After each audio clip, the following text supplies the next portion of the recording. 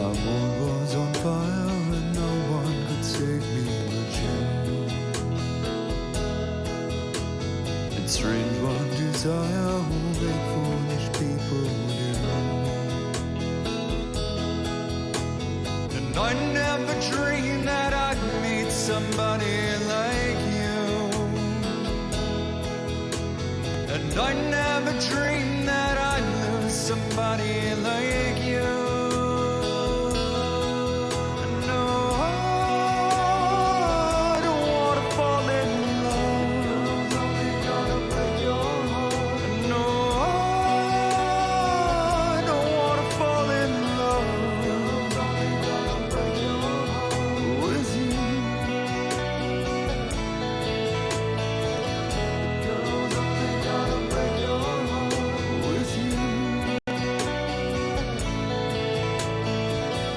Girls only gonna break your heart. What a wicked game you play. Make me feel this way. What a wicked thing to do. Let me dream of you. What a wicked thing to say. You never felt this way. What a wicked thing to do. To make me dream of you. And I wanna fall in love. Girls only gonna break your heart. No, I wanna fall in love. Girls only gonna break your heart with you.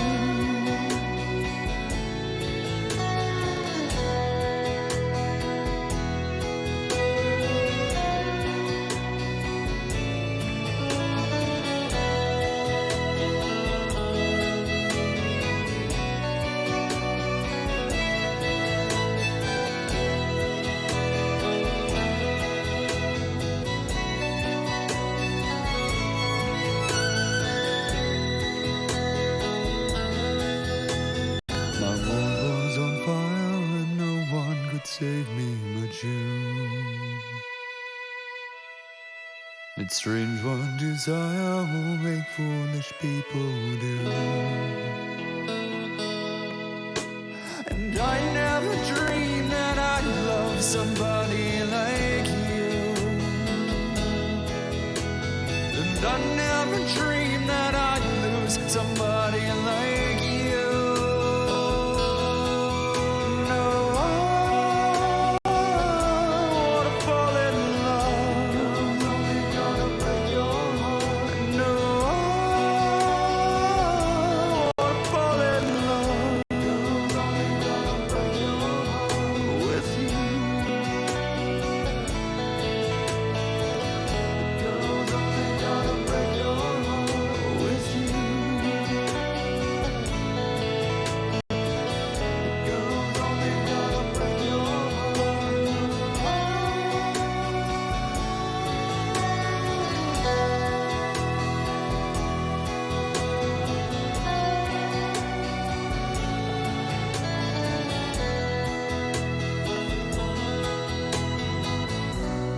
Nobody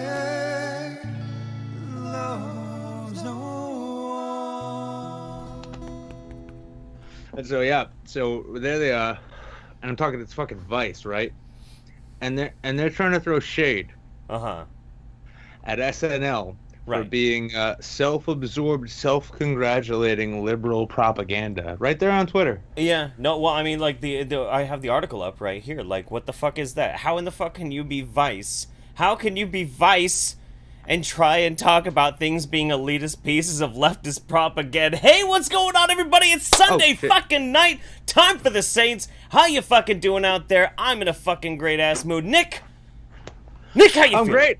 Oh, I'm doing great. I'm like 2 weeks, no cigarettes. It's been fucking fantastic. I can't fucking say enough. I can tell that you're doing really good on quitting smoking. Actually, yeah, I can totally tell. Yeah, I'm vaping like a son of a bitch. Everyone knows that.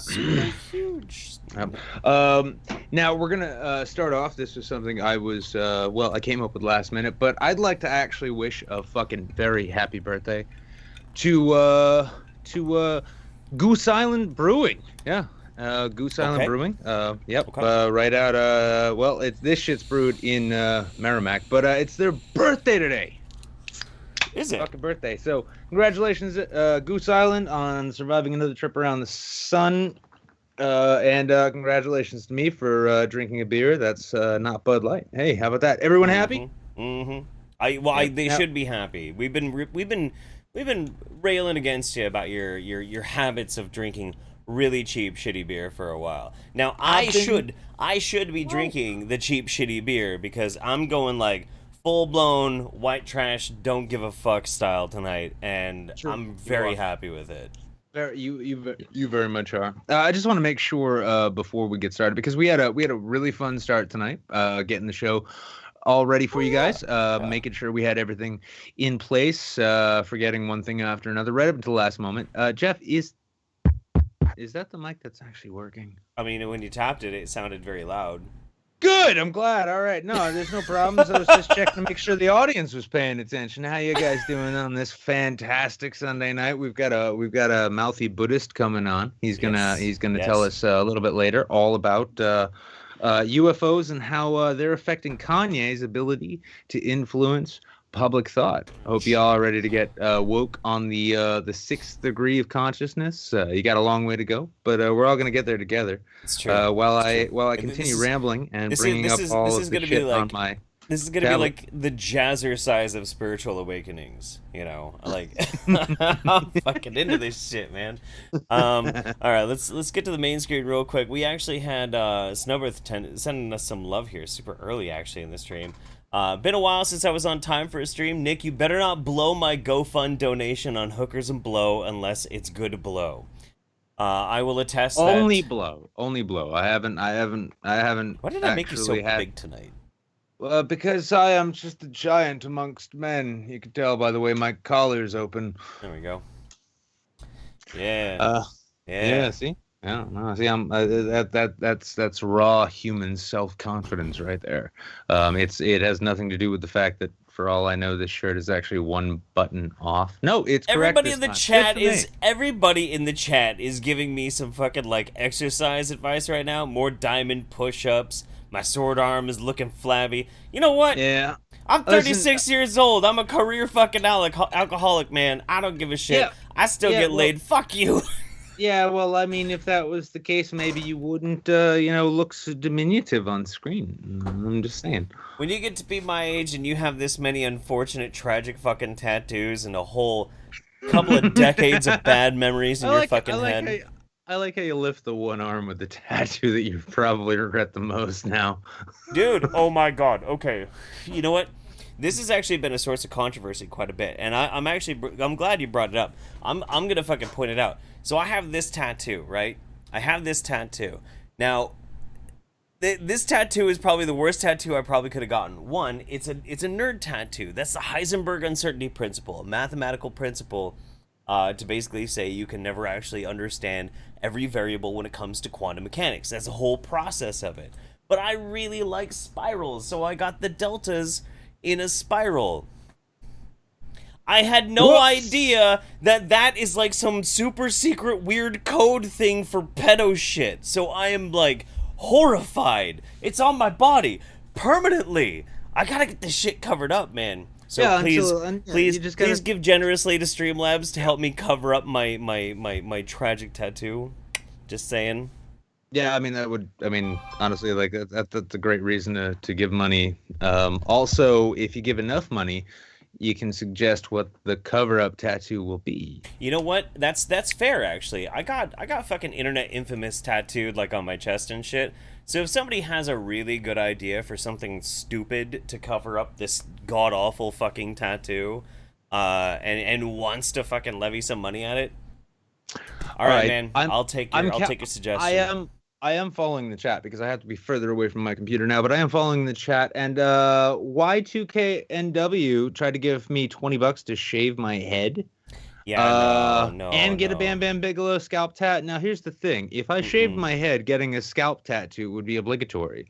But it's the thing, if I'd shaved my head. Now, I'm more than happy to ransom this gorgeous mane of mine off. You're not even seeing all of it. I've got some of it back here, but I'm more than happy to ransom this off without any intention on actually like cutting it. Right. But at the same time, threatening to for money, I'm not above it. I'm not above it. I mean, if there's one thing we know about YouTube, it's that if you want to make a living, you can't have any personal standards. That's right. Tattoo the hair back on. I don't know if anybody's noticed, but I'm very two-tone. Look at this. This is pure white trash action right here.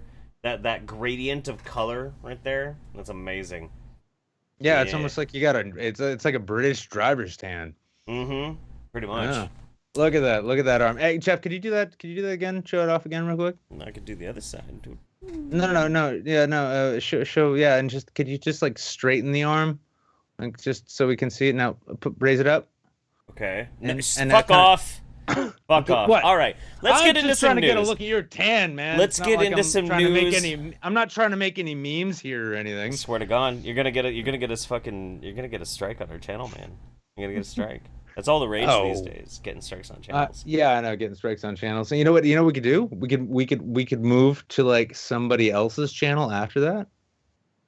Right? We could. I'm all about. Listen, I mean, that's the great thing about living in a trailer home is that if the authorities come through and sweep it all away, you could just hitch to somebody else's truck and haul it into somebody else's lot. Have I ever been out in the sun? Yes, I've been out in the sunlight. I usually wear shirts. I mean, like, you think this is white? You should see my ball sack. Oh my God. All right. Anyway, so let's get to the first news. Illegal drugs found at UK's Home Office, the department tasked with fighting illegal drugs. Nick, what the fuck is this? I found this, and I just couldn't resist, to be honest. And once I get Anderson Cooper's away, no. Here's the great thing I love about the app. It comes up with this. It comes up with an ad with Anderson Cooper says, "If you want like the straight facts on a thing," I'm like, who let that happen? All the same, just as ironic, just as silly, CNN reports a stash of illegal drugs was found last week in the headquarters of UK's Home Office, the government's department tasked with cracking down on illicit drug use. This is almost like our homophobic senators fucking like male pages of the age of 15. It's great. A small quantity of suspected Class A drugs. Now, I love this. They don't say what it was. Class A drugs were discovered May 3rd in a communal area of the building in central London, a Home Office spokesman said in a statement Saturday. Class A drugs are deemed the most harmful and addictive in Britain, including memes, dog jokes. Wait, no, I'm sorry. Crack cocaine, ecstasy, heroin, LSD, magic mushrooms. You didn't know how to spell psilocybin, did you? That's right. Did you? Neither do I. It's okay. That's why spell check is there. Methadone and methamphetamine, more commonly known as crystal meth. No shit. Thank you, CNN. I'm just glad. No, I'm just glad they understand. Like their audience is probably at this point mostly like octogenarians who are like, "What's going on in the world? What is that Truman up to today?" I take exception to this. So we have schedules. We have schedules in America. Schedule 1 is like the highest. Schedule 2, 3, 4, 5. They get lower, and they're less severe and that sort of thing. I guess in the UK, it's Class A is the highest, but most harmful and addictive. LSD and magic mushrooms, man, fuck you. Yeah, what it's the not. fuck? Very, I mean, like, granted, like it can make people dangerous. I've seen it happen. Probably we all have. But they're not. I mean, LSD and especially shrooms. I mean, shrooms are the kinds of things. It's like, hey, what do you feel like doing tonight? Crack or mushrooms? You're gonna get much different results. That's all I'm saying. Now, the drugs were found by security staff, and no suspects have been identified because they're probably members of parliament or friends of theirs. London Met Police members of parliament are not doing drugs. They're getting choked by prostitutes. Everybody knows that's true. Turn the gas off, baby. Turn the gas off. Now, the Home Office is the lead government agency overseeing national security, immigration and passports, drug policy, crime, and counterterrorism. Okay. God, Ooh, that's a lot of awful officers. In recent weeks, it has come under fire for its handling of the so-called Windrush generation, men and women from the Caribbean who arrived legally in Britain in the 1950s and 60s, but who have struggled to prove their citizenship status amid a recent crackdown on illegal immigration. Britain has been cracking down on illegal immigration. That ought to be the fucking headline. Well, they're not letting Selner and Southern in. That's true. That's true. They are starting to enforce their borders. And I know it's true. I mean, you'd think a nationalist when they were said, "No, you cannot come into this country," they'd be like, "You are such a champion of strong borders," but no.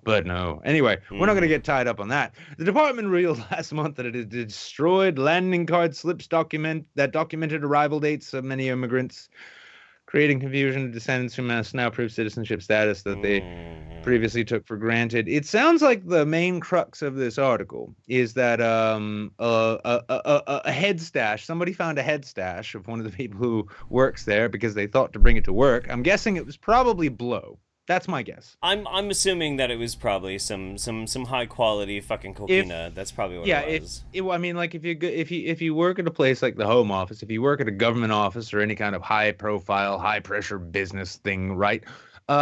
You're probably not bringing acid to work. Call it a hunch. Well, hang on though, because there was this article that was written a few years ago about how DMT was now like the working man's drug, and there were all these business professionals who were going on their breaks into the bathroom and smoking DMT so they could trip balls for 5 to 10 minutes before having to go back to work. Oh my! Maybe that's what it was. No, it's not the children. I am the one who is out of touch here. That I've never even thought of that. It's like you smoke this thing, and you go and commune with the spirits, and you talk with your ancestors and all of that shit, and you have this magical trip, and it only lasts like 5 or 10 minutes. Right. And then you come back down out of it, and you're like, wow, I feel refreshed. Time to get back to selling these cogs. Right, no, I mean, like, that's the whole thing. Like, you go for a piss, you go for a quick smoke, you run in the bathroom, you talk to the machine elves, and you go back to day trading. Like, this is just a thing that people have been doing. Brilliant! Oh my god. Yeah. Now, okay, so in the aftermath of the scandal, Home Secretary Amber Rudd quit the top cabinet post after admitting she inadvertently misled government over targets of deportations. Okay, we're still talking about the immigrants. I think this is just what it does. Anytime you talk about like Europe or the UK, it's like, well, this happened, but about immigration now. I think that's pretty much what it is. They're trying to distract the fact that a bunch of drugs are found in the anti-drug department of... A bunch. No, it was a head stash. It was like 3, and I like it too. I think it said it was 3 grams, was it? Oh, yeah. A small quantity of suspected Class A drugs, yeah. Yeah, I don't know that it was 3 grams because I haven't been in London, so I couldn't have possibly sold them to the minister in charge. I think I speak for Nick as well as the entire audience. We here at the YouTube Saints, to that unknown, anon fucking government official working at the Home Office in the UK, just having a stash, we salute you. Yeah, thank you for pinkies up. Thank you for keeping it 100. Thank you for saying like my job is important and I want to do it as good as I can. So I'm gonna need some serious hard drugs in the middle of the day. May Zebro for the British government. May Zebro protect your stash from here forward. We appreciate you.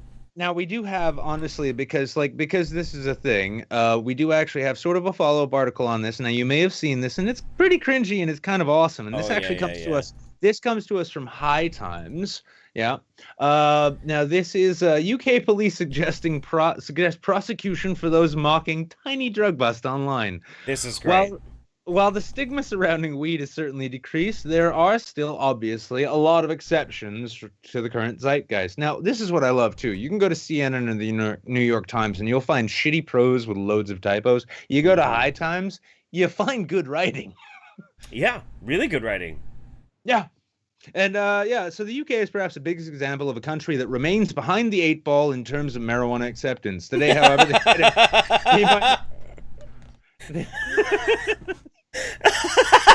That's really good writing. That's really fucking good, man. By the way, High Times, that article I submitted still waiting on you. Yeah. But yeah, that really is good. They found themselves behind the eight ball. Yep. So today, however, they might have taken unacceptance to a whole new level as UK police suggest prosecution for those mocking tiny drug bust online. After what was perhaps the smallest drug bust in human history, West Yorkshire police took to Facebook to share the cannabis haul they were able to seize from a young Wakefield man. PCSO 786 Ian Campbell and that same thing 882 Ben Hughes, basically THX 1488 as it was, attended Walton Colliery Nature Park. So they went to a park and seized a small quantity of cannabis from a young man who was parked up alone. Walton Colliery Nature Park will be firmly on our patrol plan in the future to prevent this behavior. Now, they caught the dude with a joint, if I'm not mistaken. Inevitably, the police department's post. Commenters began to have a field day with the mind-numbing criminal exploitation. Is this satire? One commenter asked. Hope you managed to nail Pablo Escobar this afternoon, another joked. Wow, this put a dent in the drug wars, or the war on drugs, lol. Unhappy with this narrative surrounding their landmark drug bust.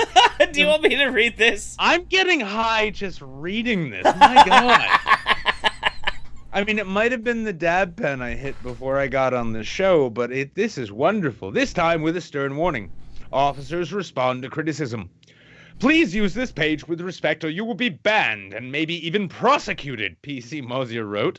I would like to remind everyone that this is a police page, and whatever your thoughts on one of my officers seizing drugs in the community, being insulting, abusive, or offensive can and will result in a prosecution under the Malicious Communications Act of 1988. God, you guys and your fucking laws are you're so wonderful. Oh Democracy my God. At its finest. Despite the officer's warning, commenters were not deterred. No shit. We'll get to this kind of thing later. Several hundred additional comments poured in after the post's update, specifically about their rights being infringed upon. Freedom of speech and expression. It is allowed in this country, but funny that you busted a whole gram, Lamo. The cartels are scared, one commenter wrote. Doesn't seem to understand that he's a public servant in a progressive democracy, or where his wages come from. Free speech, you moron, said one angry member of the page.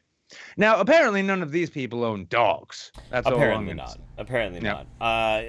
Gabby says, "Oh, you got a license for those jokes." That's true, man. That's true. You got a license for them raps. Them Bible pages. We don't give a fuck. The TLDR is there has been a weird trend lately of police and other government bodies, especially in the UK. I only assume because of the pressure that they're under from various different socio-political issues going on inside the country, to try and brag about the things that they're doing. They're very their various achievements and shit. We're good at policing and all that. See how good we're doing with our policing. You like this?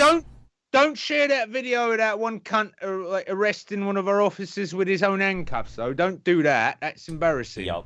Yeah, it's a fucking Mary Poppins shit, and you're gonna have this is gonna be yeah. All right. It's I could see them. I could see them being embarrassed by this, but I'm really glad we took this time to embarrass them further, personally. I agree. I think it was something that we definitely needed to do. So we're only gonna have time for one more news story. So you choose between those two. I'm gonna catch up with Streamlabs real quick, though. All right, you catch up with Streamlabs, and here's what we'll do. We'll go through one more, and then when we bring our special guest in, we'll go over the last one with him. Okay, all right. Mouth says Google Survey Awards paid for this super chat. Oh, cool. Hey, fair, man. Lord Squirrel says, oh, wow, $42. Hey, dude, thank you so much, Jeff. I'm still salty about you stumbling so badly through my corn lyrics last Sunday. As such, I would like to remind you that you still owe me $8 towards a shot. May your death shots be tainted with cummies. Fuck, that's $8 towards a death shot, guys. $50, and I'll do a death shot. Fuck it. Preferably through Streamlabs, because we don't need Google. I mean, if it's one thing that when I profit off of the melting of Jeff's internal organs, but for Google to do that, I mean, really? Nightmare says, don't shave it for $40. Holy shit! Thank you very much. So don't shave it, Nick. Don't shave it. Rimshi says, Here is some money. Oh, wait, was that to me? I was going to shave my head? Was that what it was? I think we were talking about that earlier. Which one of us was supposed to be shaving? I mean, I'll shave my beard. It doesn't. There's not much here. So I won't do that. Kind of be like, no, this is never going away again. Never. I love this. This is so good. This is so. But good. no, you know what? Let's just take it as a communal fun, because we're real liberal Marxists here. Happy birthday, Karl Marx. And so as such, we will spread the beard and hair insurance around. Huh? See? No. Rimshi with a big 50 says, here's some money to help with the cover-up tattoo. Now choose between a death shot and not giving me a taser, or giving me a taser, 50 towards the death. Fuck. I guess I'm doing a death shot. All right, give me a second. Rhino says, here's a 12-pack of Milwaukee's best. Enjoy, Jeff. Thank you, buddy. Greg says, Jeff, if you come to Dallas, Texas for any reason, I will cover that tattoo up for free. He just tipped me. I'm super serious. I'm a professional, so don't worry. It won't be a kitchen magician tattoo. Yeah, I appreciate that, man. That's cool. Yeah, I love Dallas, too. And honestly, too, I mean, just because, if you're willing to do that and you've got the art to, you got the art and the chops to do it, I'd say actually hit Jeff up on Twitter, yeah? And send us, send Jeff and the Saints some examples of your art, just so we can show the rest of the world what it is you're capable of. Yeah, no, we'll promote you either way, but that's just a very sweet thing for you to offer, man. I really, really do appreciate it, because, It fucking bothers me a lot, because that's the antithesis of everything I stand for. I like spirals. I have spirals all over my body and bad tattoos. So it fucked me up, man. It really fucked me up. Bar2 says, realizing that Dr. Skoogums is both Rick and Morty, your drugs can't help you now. Too true. Dragon of the West says, you can get away with doing blow if you have the money. You can get away with a lot of things if you have money, man. Yeah, I'm going to prove that at VidCon. Serena Kuche says, my campaign gets through. As a former worker of Cogs with Cogs, I will confirm that is how we spend our breaks. The machine elves have been helping us getting through the day. If you need any ask for Deborah in accounting. Deborah, hook a brother up with some trans-dimensional fucking, some rocket fuel here. Deborah, you got any of that nose spray? I don't know if this head cold's going away. Nightmare says, Nick, leave your hair alone. As in forever? Yes. And Strade Kuche says, Jeff, it's my birthday tomorrow. Could you be a dear and give me the gift of not drinking paint thinner to make up for the styrofoam comment last week? So honestly, I'm going to say that's 5 against a death shot. I know, but there's 57 towards one, so I am going to have to do one. We're at 52 now. Okay. Right. So I am going to have to take one. Which of these are we going to do with Mouthy, and which one? We're going to do the last one with Mouthy, and we're going to move on to the Hawaiian volcano, because it's a quick one too. We can get through that, and I would really like to hear our good enlightened friend weigh in on the other story. Okay, all right. So let's go to the volcano one, and I'm gonna pour myself a shot. All right. So this is. I mean, you pour yourself a shot and suffer, and I'll read this because I read things and you suffer. That's how the show works, right? Right. Pretty much, man. Yeah. Jeff, hey, Nullify said Jeff Uzumaki Holiday, dude. Good reference. Uzumaki is an amazing movie. Appreciate that. Yeah. Now, so what we got here is Hawaii volcano spurs new evacuations on Big Island after lava fissures reported. Now, this top photo, and it's different than the one we've got up there. It looks like hell is just seeping out into absolute paradise. Now, Hilo, Hawaii, new fissures have opened on Hawaii's Big Island, bringing the total to 17. 17! I mean, just try and imagine that. You live in what is effectively paradise, and all of a sudden, molten hellfire starts spurting out from the ground all over your island. Spewing bits of bright red lava several hundred feet in the air and escalating fears of violent explosions to come more than a week after Kilauea, one of the world's most active volcanoes, erupted. Hawaii civil defense officials say they went door-to-door Sunday, waking people up and telling them to evacuate. At least 37 structures, including 27 homes, have been destroyed since the eruptions began. The lava has covered more than 17 acres of land. Officials earlier reported 18 fissures, but revised the number to 17 after saying one crack that emerged never erupted lava. That's some pretty good timing on his part. First Hawaii erupts, now Jeff erupts. This is the whole thing. Eruptions all the fuck over the place. Just keep Now, going. the Hawaii National Guard is prepared to use ground convoys and helicopters to evacuate hundreds of residents stuck in the southeast corner of Hawaii's Big Island. Should Kilauea make it impossible to get out, authorities said. Officials are also are asking vacation rental properties to close up shop in Lower Puna to relieve demand for water and reduce the area population, so emergency operations can focus on residents who live in the area. Are you going to survive? Yeah. Did you get a little Kilauea all up in your esophagus there? I got a little bit of kill me dead. This is destroying my internal organs. Yeah, no, I'm all right. I'm fine. Kiloha Akbar. They also ordered the parks to close. Only one of the only ways in and out, highways 132 and 137, will remain open, but to local traffic only. Cracks along the highways have worsened in the last few days, with authorities fearing even more fissures could form. Residents have said they fear getting cut off when not if, the major roadway gets shut down. Wow. This, I'm looking at this one photo here, a little bit further down, of just this gorgeous paradise of an island smoking as though there are just several house fires, except everything remains green. It's just because of cracks in the ground with the with that magma fucking putting up gases and shit. That's wild. That's wild. Yeah, and one of the wild things to think about here too, though, is that so you have to keep in mind that Hawaii, all of those Pacific islands, they're volcanic islands by and large. They're volcanic islands. So what this is effectively, in truth, is actually the island growing. These are the growing pains, which burn everyone out. Well, one thing that's kind of important to mention about Hawaii is that the volcanoes of Hawaii are shield volcanoes. They're not, what are they called? They're like, I'm gonna probably fuck up this word, so you can make fun of me for it, but like Candelera volcanoes. Because the thing is, like, when you have like a mountainous volcano like Mount St. Helens or something, like prior to it exploding, it's got a cap and it causes a significant amount of pressure. So the pressure builds and builds and builds, and so when it pops, it explodes. Whereas Hawaii, volcanoes of Hawaii remain open. Right, they're shield volcanoes, and there's not a lot of pressure, so they spurt, and they dump and they pour constantly, and they cause the islands themselves to keep growing and expanding. Yeah, and also it's weird.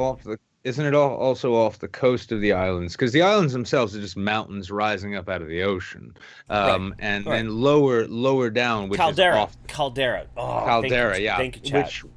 Which off the coast too, if I'm not mistaken, off the coast when the magma comes up, it's usually further off the coast, and it comes out, makes the water nice and warm, but it also usually cools very quick, causing basically the growth of the island and the mountain as it was off the side. So sure. Here we go. I mean, so yeah, a nice quick little article while Jeff slowly rotted from the inside out. He's 36 on the outside and about I'd say 72 on the inside at this point. No, I'm good. I feel amazing, man. Let's catch up with Streamlabs really quick, and let's get Mouthy in. Aye. Okay. Rimshi says it was taser and against death shot. Did I do a death shot when I wasn't supposed to? Oh, well, you don't get a credit because there's no such thing. And Lord Squirrel says the 42 was also towards a shot. Now do two. No, I'm gonna go back through. I'm gonna figure this out. Because it's the most complicated math this show has ever encountered is the for and against pools on Jeff doing death shots. Now I'd have death shots here with me now, except then there'd be no one to carry the show, of course. But even worse than that, I couldn't. I don't do checked luggage, so all those shots we took, I couldn't take that bottle home. What are you, crazy? Nightmare says no, don't cut it. $5 towards Nick not cutting his hair. $10 to save Jeff's liver. That's very kind of you. That is actually very sweet. Rhino says 42 from this week. $8 from last week is one shot. Wait, add one from the other 50 dropped on you. Now donate to Nick and Anna's GoFundMe for the VidCon. There you go. Okay, that's I don't know what you guys are saying. I don't know what anybody's saying. No, there's just so much. This is the problem. It's like, it's almost like we need to rename this episode "Numbers Just Flying Around" because I'm as confused as you are. Except I'm wondering why it is that, like, what is it? So there's $15. Only 5 is going to defend my hair, while 10 is going to defend his like internal organs and personal health. Your hair is not. Do you see this? Like your do you hair. See this? Must I let it all out? It's fine. I need my liver or I will die. Tyler and Sabrina Paul says, "Hey guys, making a cheesecake for my beloved mother to be. Sabrina listening to Saints while I remembered my recipe calls for whipping cream. Zebro, bless my emergency run to the store. You know what? Pinky's up to you, my friend. I hope your store run goes very well." Yeah, and happy Mother's Day to your soon-to-be baby mama. Is that now that works? Is that a thing? I don't know. Well, I mean, every baby mama is technically a mother. Let's get Mouthy Buddha in here. Yeah, we'll just let people sort of fucking dwell on that question. Like, that's right. How much baby mama does it take to make a real mother? Don't argue about that in the chat, please.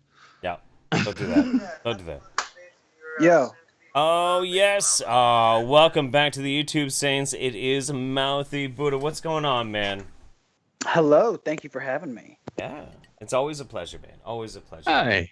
Hello, Nick. I heard Nick was already saying something about the UFOs. I don't think I think both of you think that that's a silly topic. I don't think it's a silly topic. No. No. I think it's actually like a fascinating as fuck topic. Yeah. Now I think the majority of that conversation actually stemmed in our desperate attempt to come up with a decent title for this episode. Right. I think personally, I think my suggestions were better. Jeff decided to go with his. Yes. We'll see how that runs. Well, mine were a play on something that I feel like that me and Mouthy both kind of feel. Yeah, but at the same time, the thumbnail, the Empathic Bureau of Ministrations, Yeah, but the thumbnail itself, which you created and well done on that, was one that was based more on the X-Files, and I thought getting Mouthy with Scully would be funnier. I actually. Technically speaking, I did replace Scully with Mouthy, and you and I are nondescript agents. What I was looking for a really good picture of Director Skinner, and Mulder and Scully. And you and I could be Mulder and Scully, and then we'd have Mouthy as Director Skinner. But that would have been. That would have, that's the thing. All of the images you'll get for that are going to be effectively really obscure. So it's going to be like, oh, I'm such a huge X-Files fan. I get that. And then you spend the rest of the time in the chat being like, why don't these people get it? True. That's true. Now we saved the last news item. Are we still doing this? Oh no, I really do think honestly, well, I mean, like, Mouthy, you love meme magic, don't you? Absolutely, yes. Okay. And what's better than meme magic than unintentional meme magic? It's like watching Full Metal Alchemist and watching somebody try and bring their dead mother back to life, and instead they create a whole world of memes. We're going to be talking about This Is America? That's what we're talking about. And Vice. Oh my God. Look at that. All that meditation gave you prescient time. I love it. This is like damn it. It's like the second act of Dune.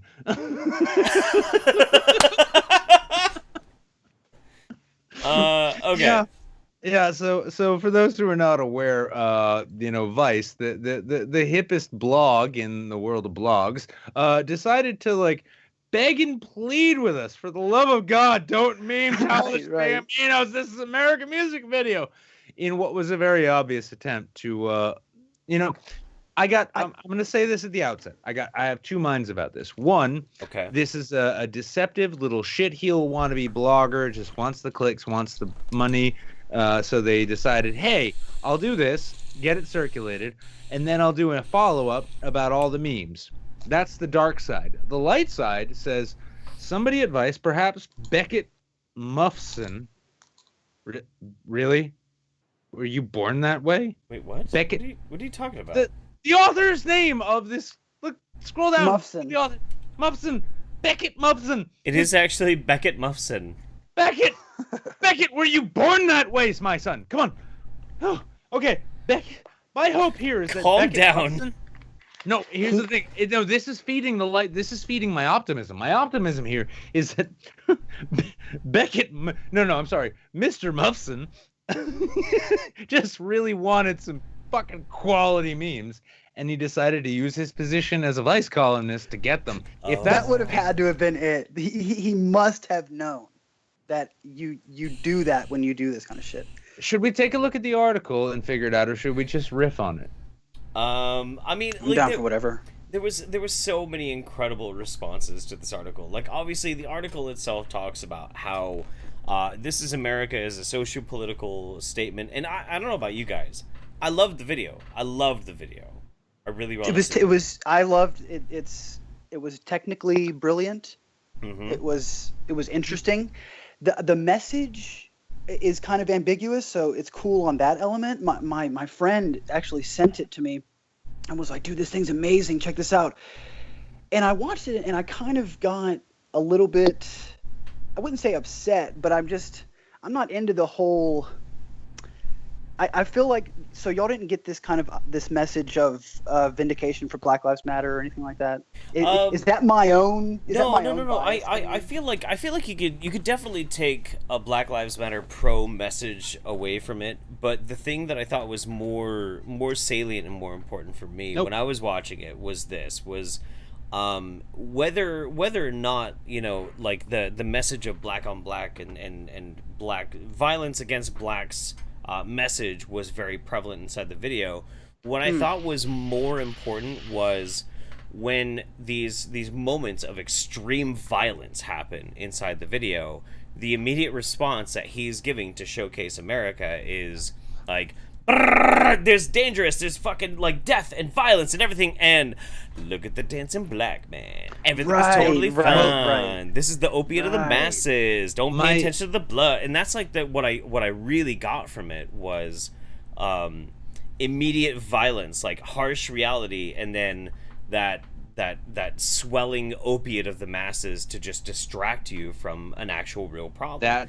That's what I thought was interesting about it. I felt that. Now, and I'll offer these 2 points real. Well, the one is that I honestly did dig the video more than the song. I thought the song was pretty good, but yeah, I mean, I think no. I mean, okay. Yeah, but I mean, like I got turned on to Childish Gambino listening to Sweatpants.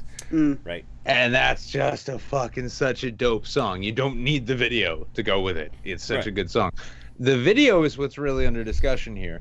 But with that, I mean, what I kept seeing is it almost felt more like basically like the critique wasn't even like vindication of Black Lives Matter. It was like, hey, Black Lives Matter, you're kind of right, but not entirely. Hey, Blue Lives Matter, you're kind of right, but not entirely. Right. With the whole message being like, I mean, what's the chorus? This is America. Don't catch you slipping, right? Right. It's about hey, this is America. It's the wild fucking West. Like it or not, we're violent as fuck. Place is fucking crazy. Things can go great. Things will be fucking horrifying. It's gonna happen. And then at the end, he's saying, what is it? It's black man, get your money. And so it's like, hey, black man, get your money. Do you dance? Yep, do you dance, boy. Play sports, boy. There you go. You got it. You know, you can be a millionaire now, too. Getting rich is what's important, right? Getting rich, yeah? You can go ahead and do that now. Go ahead, do that, boy. And then he's running from a whole crowd of not just... And at the end of the video, right? Who is he running from? He ain't running from just cops. He ain't running from just gangsters. He's running from everyone who was in the video. Yeah. He was running from the gangsters. He was running from the cops. He was running from the soldiers. He was running from the victims. He was running from the killers. Yeah, that's the end. That's the end of the video, and that's why I love like when he's asked in an interview like, hey, can you explain the symbolism behind this video? He's like, he said no.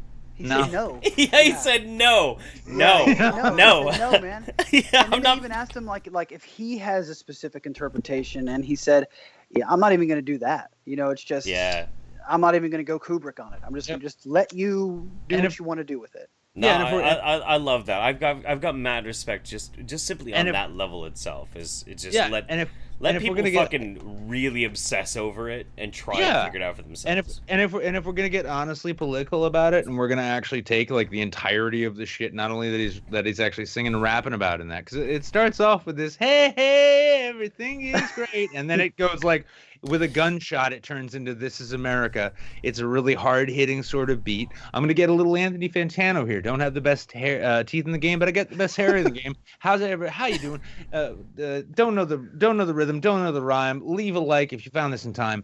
But with that, the whole thing is he blows the guy's brains out, and then all of a sudden it's that heavy punching trap beat, which tells you this is supposed to punch you in the face. And then he's just like, this is America. Guess what? You can get rich. You can be poor. You can be famous. And that's what you're after because you're a whore.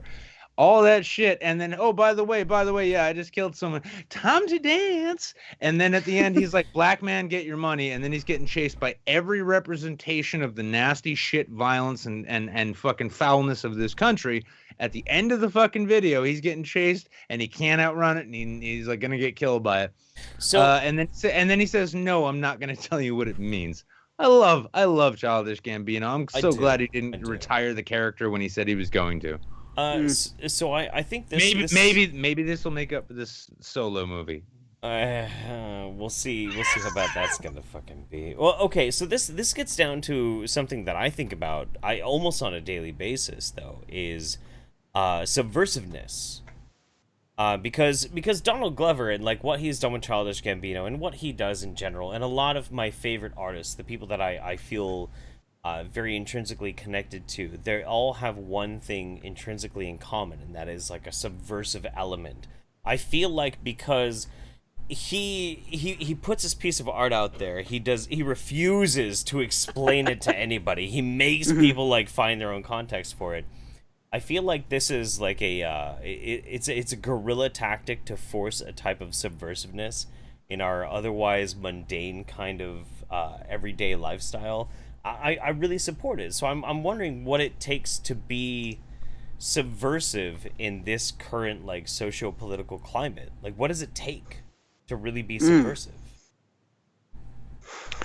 Wow, I think that's an excellent question. I would actually agree. I think it was something interesting but first when my buddy first sent it to me, my initial reaction was all these thoughts of basically what I've been thinking for the past 2 or 3 years, which is an immediate kind of aversion and reactivity to hearing anything about black statistics, black crime rates, and kind of wanting to immediately say, no, this is how it is. You guys are wrong. You've been painting the picture this way. And that's what I did to my friend, actually. Mouthy, you're really going to like my next video, by the way.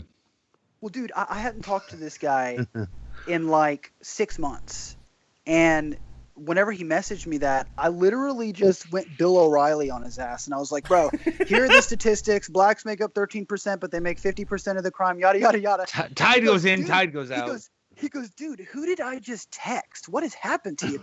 And I go, it made me kind of reflect a little bit. He was like, bro, watch the video again. Like, they all died on a silhouette, and it had this message and this. Just watch it again. And I did, and I still... I don't know. I really think it's open to interpretation. I think we bring our own baggage onto it. I certainly do. Of course we do. Well, I'd say to sort of bring it back to what the article itself was, which was please, don't meme this, which, I mean, it was an obvious plea to meme it for one reason or another. But I'd say actually that this follow-up, which I think we can get away with showing because it's well, I mean, we're offering commentary, but it's just too fucking good not to share. And honestly, I'll share revenue on the ads in this video with the creator of this for what they did. I think this is actually what the subversion of things is, because this shit, which we're about to watch, genuinely pissed a lot of people off. Yeah, it really legitimately did. And it is talking about so... Shush. Okay. It is so good. It's pretty amazing. This is fucking wild, man. I threw a wish in the well. Don't ask me, I'll never tell. I looked to you as it fell, and now you're in my way. We just have to pause it every few seconds or so. Hang on, wait a second, stop. Yep. Just to waste time looking at this. Do you think he works out? I think he works out. Dude, I think Donald Glover is fucking hot as shit, dude. I think he works out. Okay, let's get back to this. I do. For this, but now you're in my way. Your stare was holding, ripped chain skin was showing. Hot now. Now wait for it. Wait, I just want to point out that this is the best part, and no DMCA, no bully, please. Yeah, no bully. But like, listen to the way they match this up and where it goes from here. This is incredible. You're going, baby. Hey, I just met you. This is crazy. But here's my number. So call me maybe. This is Vice's fault. Right. This is on Vice. But here's my number. So call me maybe. Hey, I just met you. And the thing that I love, oh my god, I love about this type of thing too. It gets into like subversive and whatnot, where you have something so poppy, so happy, everything is good, it's cool, it's totally ultra violence. Bam! I just shot a motherfucker in the head.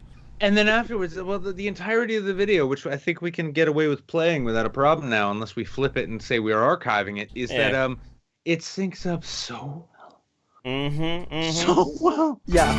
This is crazy. But here's my number. So call me maybe. And all the other boys try to chase me. But here's my number. So call me maybe. See what we're seeing right now is what we're seeing is why the internet was invented. Yeah. They didn't know at the time. It's like an art form that emerges after an art form. It's like two competing ideas. Like memes are fucking powerful. They have the ability to completely change the perception, the original intended perception of a piece of art, and they're very dangerous. I mean, they're like little powerful mind changers. They can be. They really can be.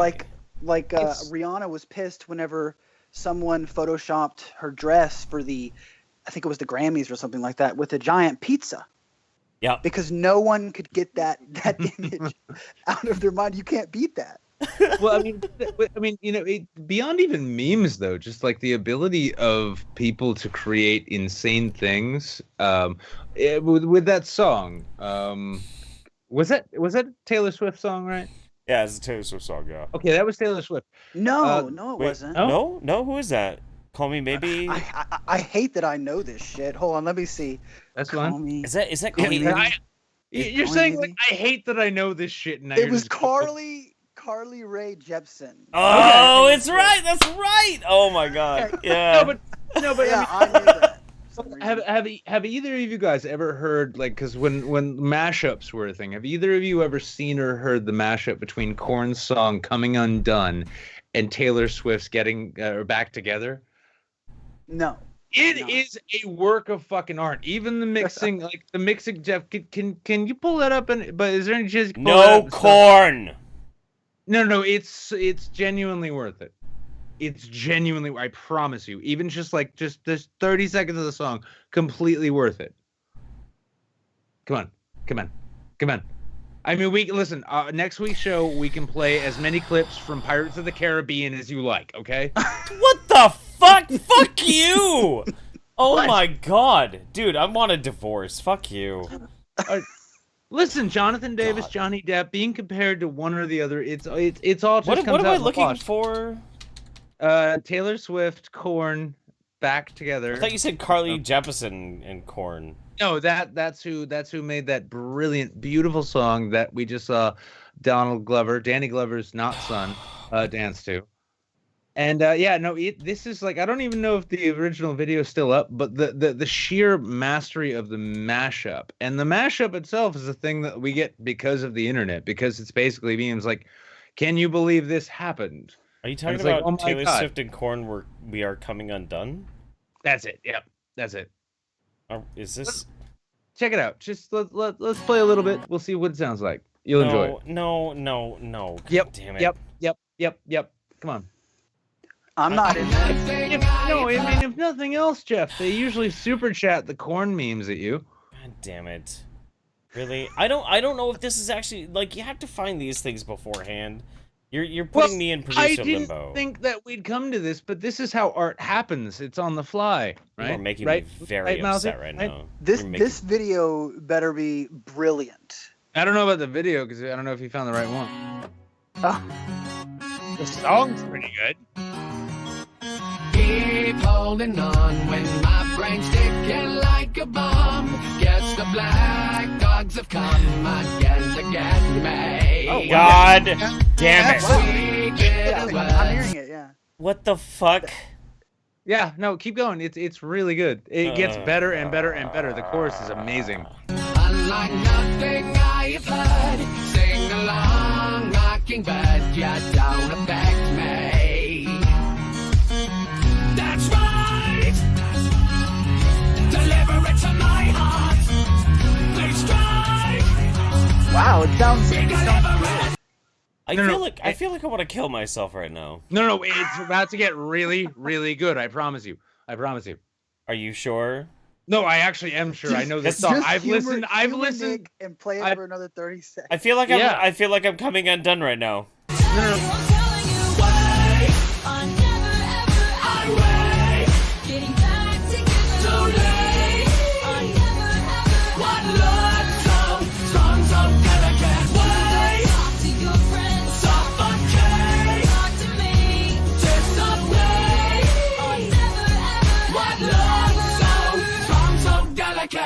Okay, that was Listen, really good. That was really good. Yeah, and I mean, maybe you missed it in the video because, like, I was supposed to be Taylor Swift, you were supposed to be Jonathan Davis, but you dropped it. The act is done. We're never doing this again. Wait, you're gonna be Taylor Swift? I'm okay with that. I just did that. You weren't paying attention to me. You know, no, I don't want to make that joke either. No, it's fine. Like, I remember you trying to get over, like, a bad relationship and shit, so I feel like it's kind of appropriate. How do you think I found a Taylor Swift song that I could listen to, Jeff? Okay, that's fair. No, but you see what I'm saying, though? Like, that, I mean, it's obnoxiously good in the way that you're like, I don't want to listen to Korn or Taylor Swift, but for some reason, when you put them together, that's not bad. Like, thank you, internet. I love you so much. You made both of these things palatable to me. We're never gonna get guests on again. Like, hey, come on to the show. We're gonna listen to some Taylor Swift. It's gonna be great.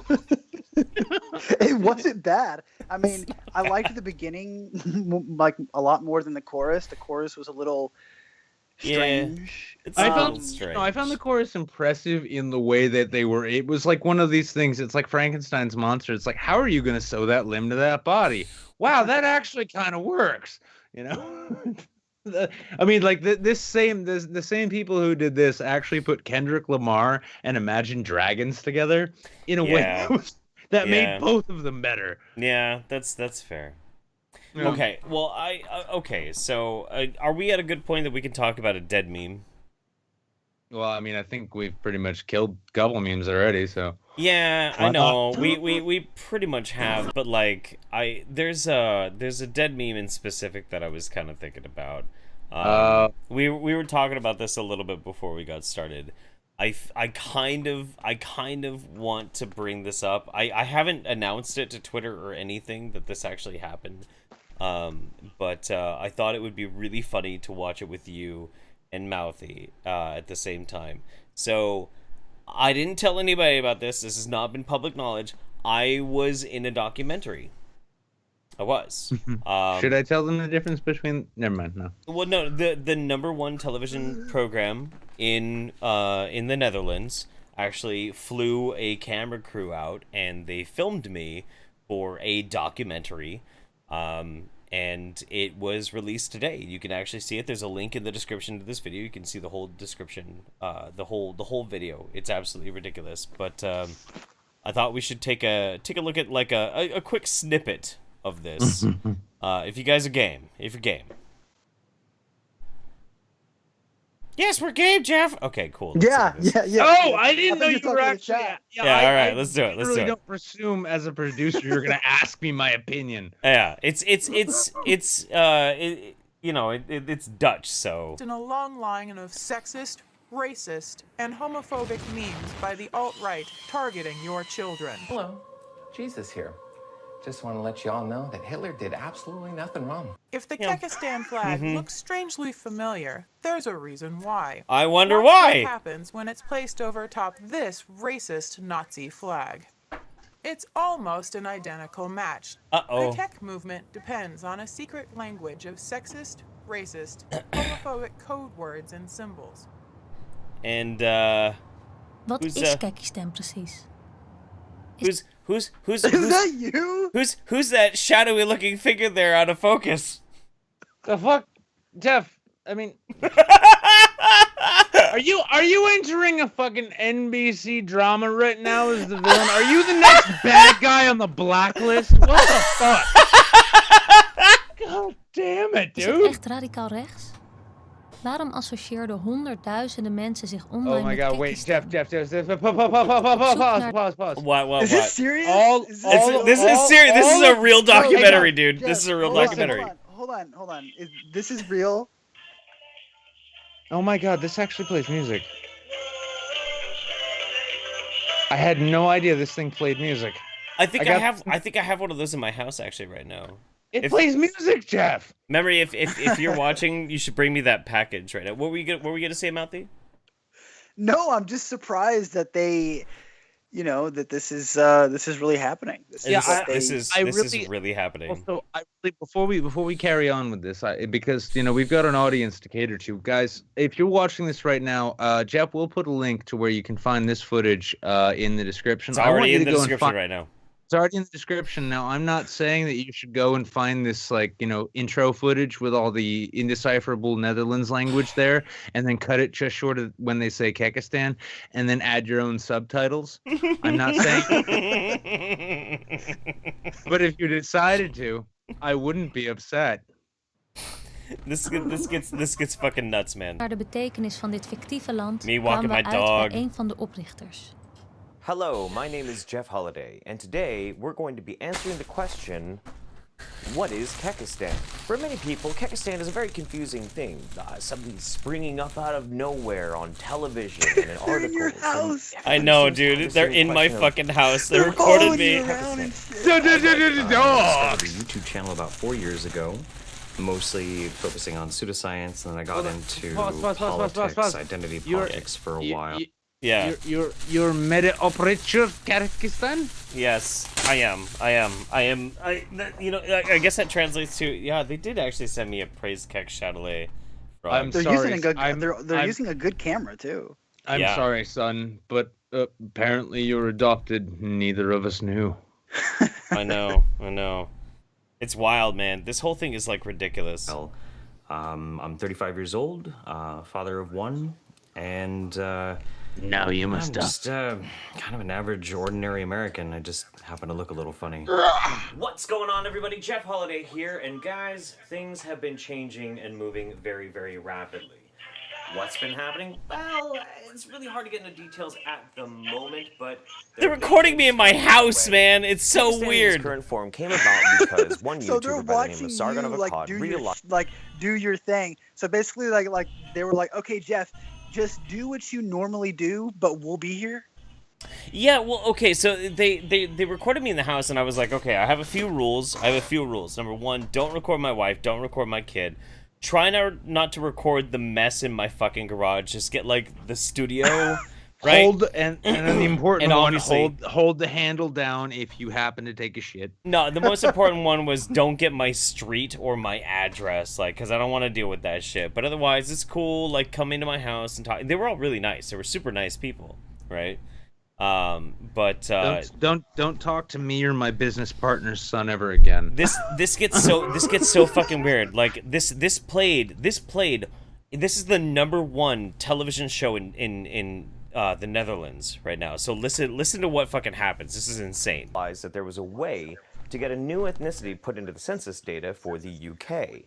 Because of that, he started thinking and just getting this idea that if he could make an ethnicity for what we like to call shit posters, or you might call them pranksters, then it would be an interesting way of trying to make a mockery out of identity politics. Well, identity politics Well, what's wrong with identity politics? Well, everything. Everything's wrong with identity politics. Right. They play Identity my politics what is breaks down the Kekistan video, individual and puts them into categories like white or black or Muslim or Christian. It dumbs down a conversation into basically the components of who a person is, but not who they are as a person. So one fateful night, a group of people, me included, got into a Skype call, and we just started memeing our brains out. We invented Kekistan because so much in the this media gets so had fucking been going out of ridiculous. control, trying to label everything as this is racist or this is problematic, this is dangerous, and these were all inherently just jokes. Most of them were just jokes or average everyday things. Oh, nice. And Good so B-roll. we made Yeah, I know, my Kekistan fucking garage, dude. It's so to go messy. against It looks like identitarianism. a set from Devil's Rejects, to be honest. It does. It totally fucking does, dude. Stuff related to Kekistan? Oh yeah. Yeah, watch it. This is so fucked up. This is fucked up. Honestly, It's so messy in there. Like, it's way less messy now. It's not that. No, it's not that bad. It's bad Hang for even for a garage. It's bad. Yeah, and by the way, same audience that I was speaking to earlier with the subtitles thing, if you guys want to find a way to like sort of like blur out those subtitles and then just introduce this on the next episode of Hoarders. Yeah, fuck you. I don't know where those Kekistan flags went. I think they're as buried as the meme. Maybe. Good one. Fuck. I guess I could ask my wife. Honey, where did my hate symbol go? Have you seen this news clip? Yeah, They're and what, just really just leaving the camera on you. They they're just did! Like, all right, no editing, nothing. Let's just leave it on them, looking for it. Oh my god, that is so awesome. and, like eventually, like they film me. I'm not gonna keep playing it. Like, if you guys want to watch the documentary, it's a link in the description. But like, at one point, I do pull out like this little baggie. I'm like, oh yeah, some dude sent me this one, and I have to like unfold a flag because like I don't give a fuck.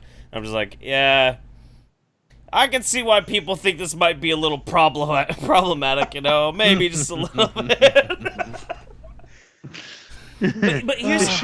You just show up and be like, "Hey, can you hold this?" And like, what are these? Oh, looks like mushrooms. Here's Probably the thing, mushrooms, though. yeah. Here's the reason why I'm so stoked about it and why I really wanted to show it off a little bit. Because this is why you made that video in the That's first place. That's why I made the video. I like even say in the video specifically, I'm like, hey, mainstream media likes to fuck with everything. They like to say what is what and what is this, what is that, what's a fucking hate symbol. Let's change that fucking dynamic. Let's make a fucking video, mirror it everywhere, and let's see if we can actually really challenge something. And lo and behold, I got the #1 television series in the Netherlands to actually make a documentary about my YouTube video. It's like they almost did such a good job of covering like its original inception and meaning that MSNBC or other groups probably wouldn't like it. Oh yeah. You see what I'm saying? Oh like yeah. they would be like, no, we need it to be this, we need it to be that. It can't be this boring looking punk rocker in Oregon. No. It needs. We don't want to make Don Lemon look like an idiot. That's his job. It needs to be the next iteration of the Reich, man. It has to be. It has to be. That's what they want. I hope you got a chance actually to let them know like that you're an abject sexual degenerate. You came together with like an octoroon, an Arab, a Jew, a lefty weeb. And, I haven't watched the whole thing yet, so I don't know. I don't know if they put that in. And a German autist. So like, you know, he's very German and he's very into order and you know. So yeah, maybe he wants to gas all of my people. I don't know. I haven't talked to Layman that often, but Right. all I'm saying is, that's I think it's an absolute fucking hate symbol. And the very fact, like, the funniest thing is like, it's gotten to a point now where it's, you know, the people who were originally part of the meme storm had fun with the meme and all that.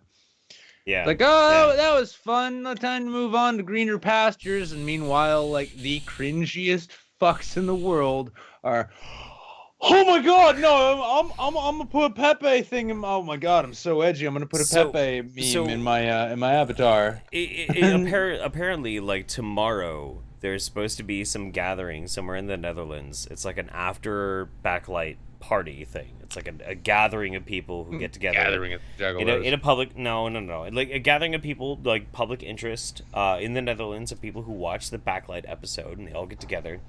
One of the people who found out about it is a patron of mine, and I was like, "Hey, man, if you get a chance to, let's swap Skype credentials, and you can go down there, and I will Skype video cam, and I'll talk to all of the people in the Netherlands at the Backlight after party. I will totally hang out with them. I'm super down. So I don't know if it's gonna happen or not. That'd be cool. You're getting invited to a party in which I will not get to have the sex with anyone. I'm gonna be Skyping across the world, man. What the fuck? Yes, I know, but I mean, I could make the story so much more interesting with a whole bunch of Me Too moments. Just be happy. Just be positive. I'm just gonna be positive about it. Like the whole thing. Yeah, I know. I'm super positive, man. I really want like this show and everything we've said over the last year to be attached. Oh wait, I guess it's my show now, so I'd like to introduce my new co-host, Mouthy Buddha. He's a Buddha head on the TV. I hope you all will welcome him with the same sort of warm welcome that I welcome the Netherlands TV crew into my home tomorrow when they find out what happened and why did it all catch on fire. So you're all very welcome. I don't know where the hell Jeff went. Oh, Jeff's gone? Yeah, no, he got up and took his headphones off and walked off, but he left his camera on. He left his chair empty. Do you think he got embarrassed because of? I think he had to him take doing a that little mini documentary. No, I think he had to take a piss because the thing about death shots that I've actually learned now for several months now, I've been goading people into giving us money so that Jeff would do death shots, not actually knowing what death shots actually were. Dude, he looked terrible after he took that shot. Oh no, So bad. I used to like there was a while in which I thought he was hamming it up, and then I thought he was a pussy for a while, and then I got a chance to try them myself in Phoenix, and it does kind of feel as though you're drinking acetone. It's kind of like one of these things. Like he almost threw up. You get a chance though to individually feel on the inside each of your organs, and you get to know what they are as they die. And I'm gonna get. It's pretty amazing. I mean, it kind of feels like it's stripping the inner flesh from all of your body out. So yeah, it's quite a thing. And now when I see, like, honestly, I'm at a point now where like I'm ready to say $50 is not nearly enough. No, we need to go up to $75. $75 super chats and Streamlabs if you want Jeff to take a death shot. I'd offer to do such myself, except I just wasn't able to take it back with me. So you can continue. Surprisingly enough, people do give that much money. Like, they can. Oh, JF, yeah. For some reason, people will randomly give JF $100.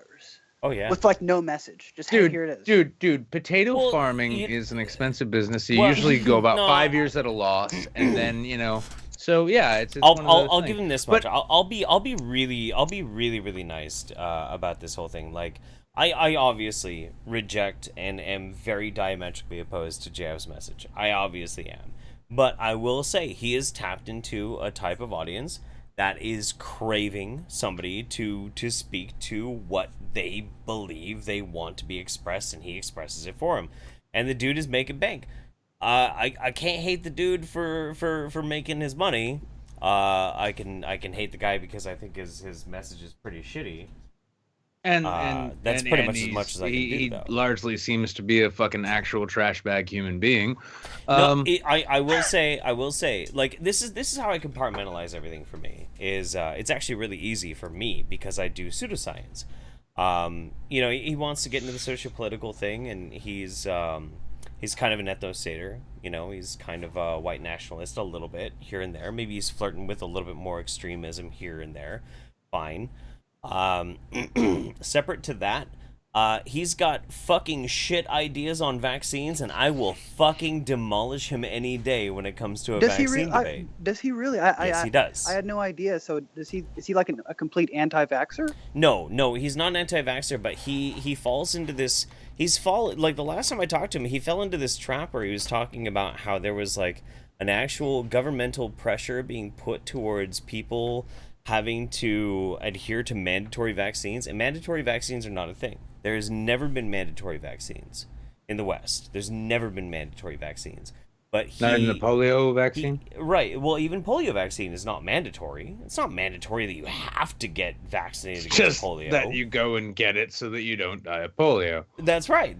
But he fell into it, and he started. Jeff, you do understand someone will find some very obscure reference to a mandatory polio vaccine at this, or I'm sure they point. will. I'm sure they will, and that's fine. Yeah. And I welcome it. It's totally fine. But he fell into this trap, and when I was on Drunken Peasants at one point, we got into a vaccine debate. I started ripping them apart, and they changed the subject, and I'm like, no, don't change the subject. This is my fucking arena. No, fuck. I'll say this. It's funny because like I saw Roy today, who I had a great time actually hanging with down in Boston. But Roy from Very Nearly Viral said that the anti-SJW scene is getting pretty cringy, something to that effect, right? Sure. Now, I've been saying for a while, like it's one of the saddest things to see is there have been a lot of people who used to be all about, like, they made their fucking channels, they made their fucking livelihoods bashing SJWs because they have shit ideas. Not hard to say anymore. Wasn't hard to say back then, even easier now. Right. But I know I'd gotten into, like, people like to talk about the skeptic community, yeah. And I can't help but think to myself, like, well, the idea that I liked about that, the thing I thought it was about, was that we're opposing dog shit ideas. Holy shit. I see a pile of dog shit on the sidewalk. I'm going to step over it and not regard it as a good place to step.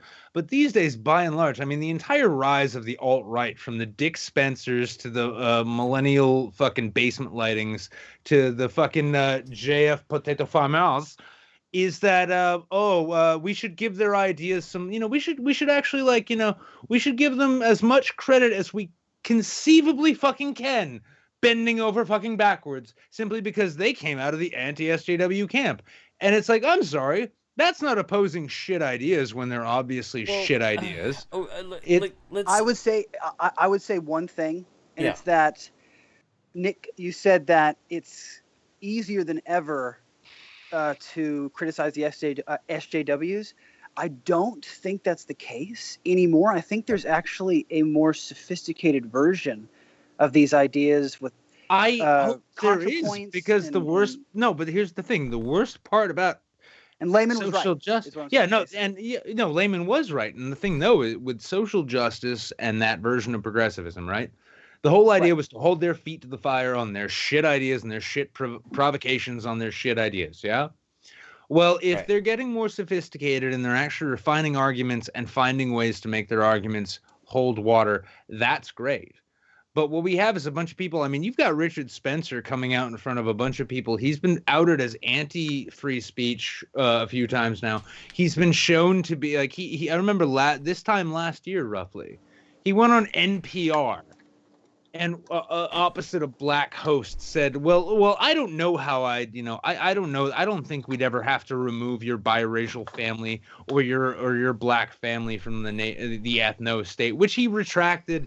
Didn't retract, but he just doubled down and went completely hypocritical on afterwards. And then he actually compared his dog shit fucking movement to the communism in the earlier 20th century. And we're supposed to give these people, like, the benefit of the doubt. Honestly, like, if we're not supposed to give Anita Sarkeesian or Steve Shives and their dog shit ideologies the benefit of the doubt, there's no fucking reason on goddamn earth JF Garapi or any of the other members of this fucking human centipede which suck the shit and regurgitate it into the lower channels any amount of fucking credibility, because these people are fucking morons. And we started off talking shit and making fun of and trying to destroy the narrative of simpering morons who wanted to turn our culture into their little victim narrative. And now we're giving certain people a free pass, largely it seems because they came out of a certain camp. Yeah, I totally understand. I totally understand what you're saying. There's a lot of people, because many times when you hear Richard Spencer, who I think is just a stupid human being, when you see him talk, he overlaps many times with basic, with basic notions that we often talk about. There is an overlap there. So then when he ends up getting to the crazy points of ethno-states, many people follow him along that train. And that's why I think it's happening. So well, to be fair, there have been free passes fucking given out without naming names. Honestly, free passes have been given out for people who like openly fucking loved the fact that they were able to like quote unquote, and I'm quoting them here, dog whistle to other communities in the hopes of building the movement. And they even chuckle in private forums after saying in public, "Oh, I would never, like the ethno state, it's just a dream, and I understand like it could never happen." And then in private, they're like, "Oh, I can't wait until we can stoke the flames of a race war." These people are fucking snakes. And the only thing they have over SJWs is that they have a slightly marginal higher level of intelligence to where they understand, like, if I'm going to be a snake, I got to be crafty about it instead of being an obvious and obnoxious cunt all the time. And there's a really important part to this that you have to keep in mind, and this is probably the part that gets swept under the rug more than most people are cognizantly aware of. This is the thing that you really, really have to focus on. Richard Spencer's a fucking dolt. We all know it. Everybody knows it. Anybody, like, honestly, if anybody who's in the alt-right is watching this stream, Richard Spencer is a fucking tool. He's a fucking tool. He's a fucking idiot.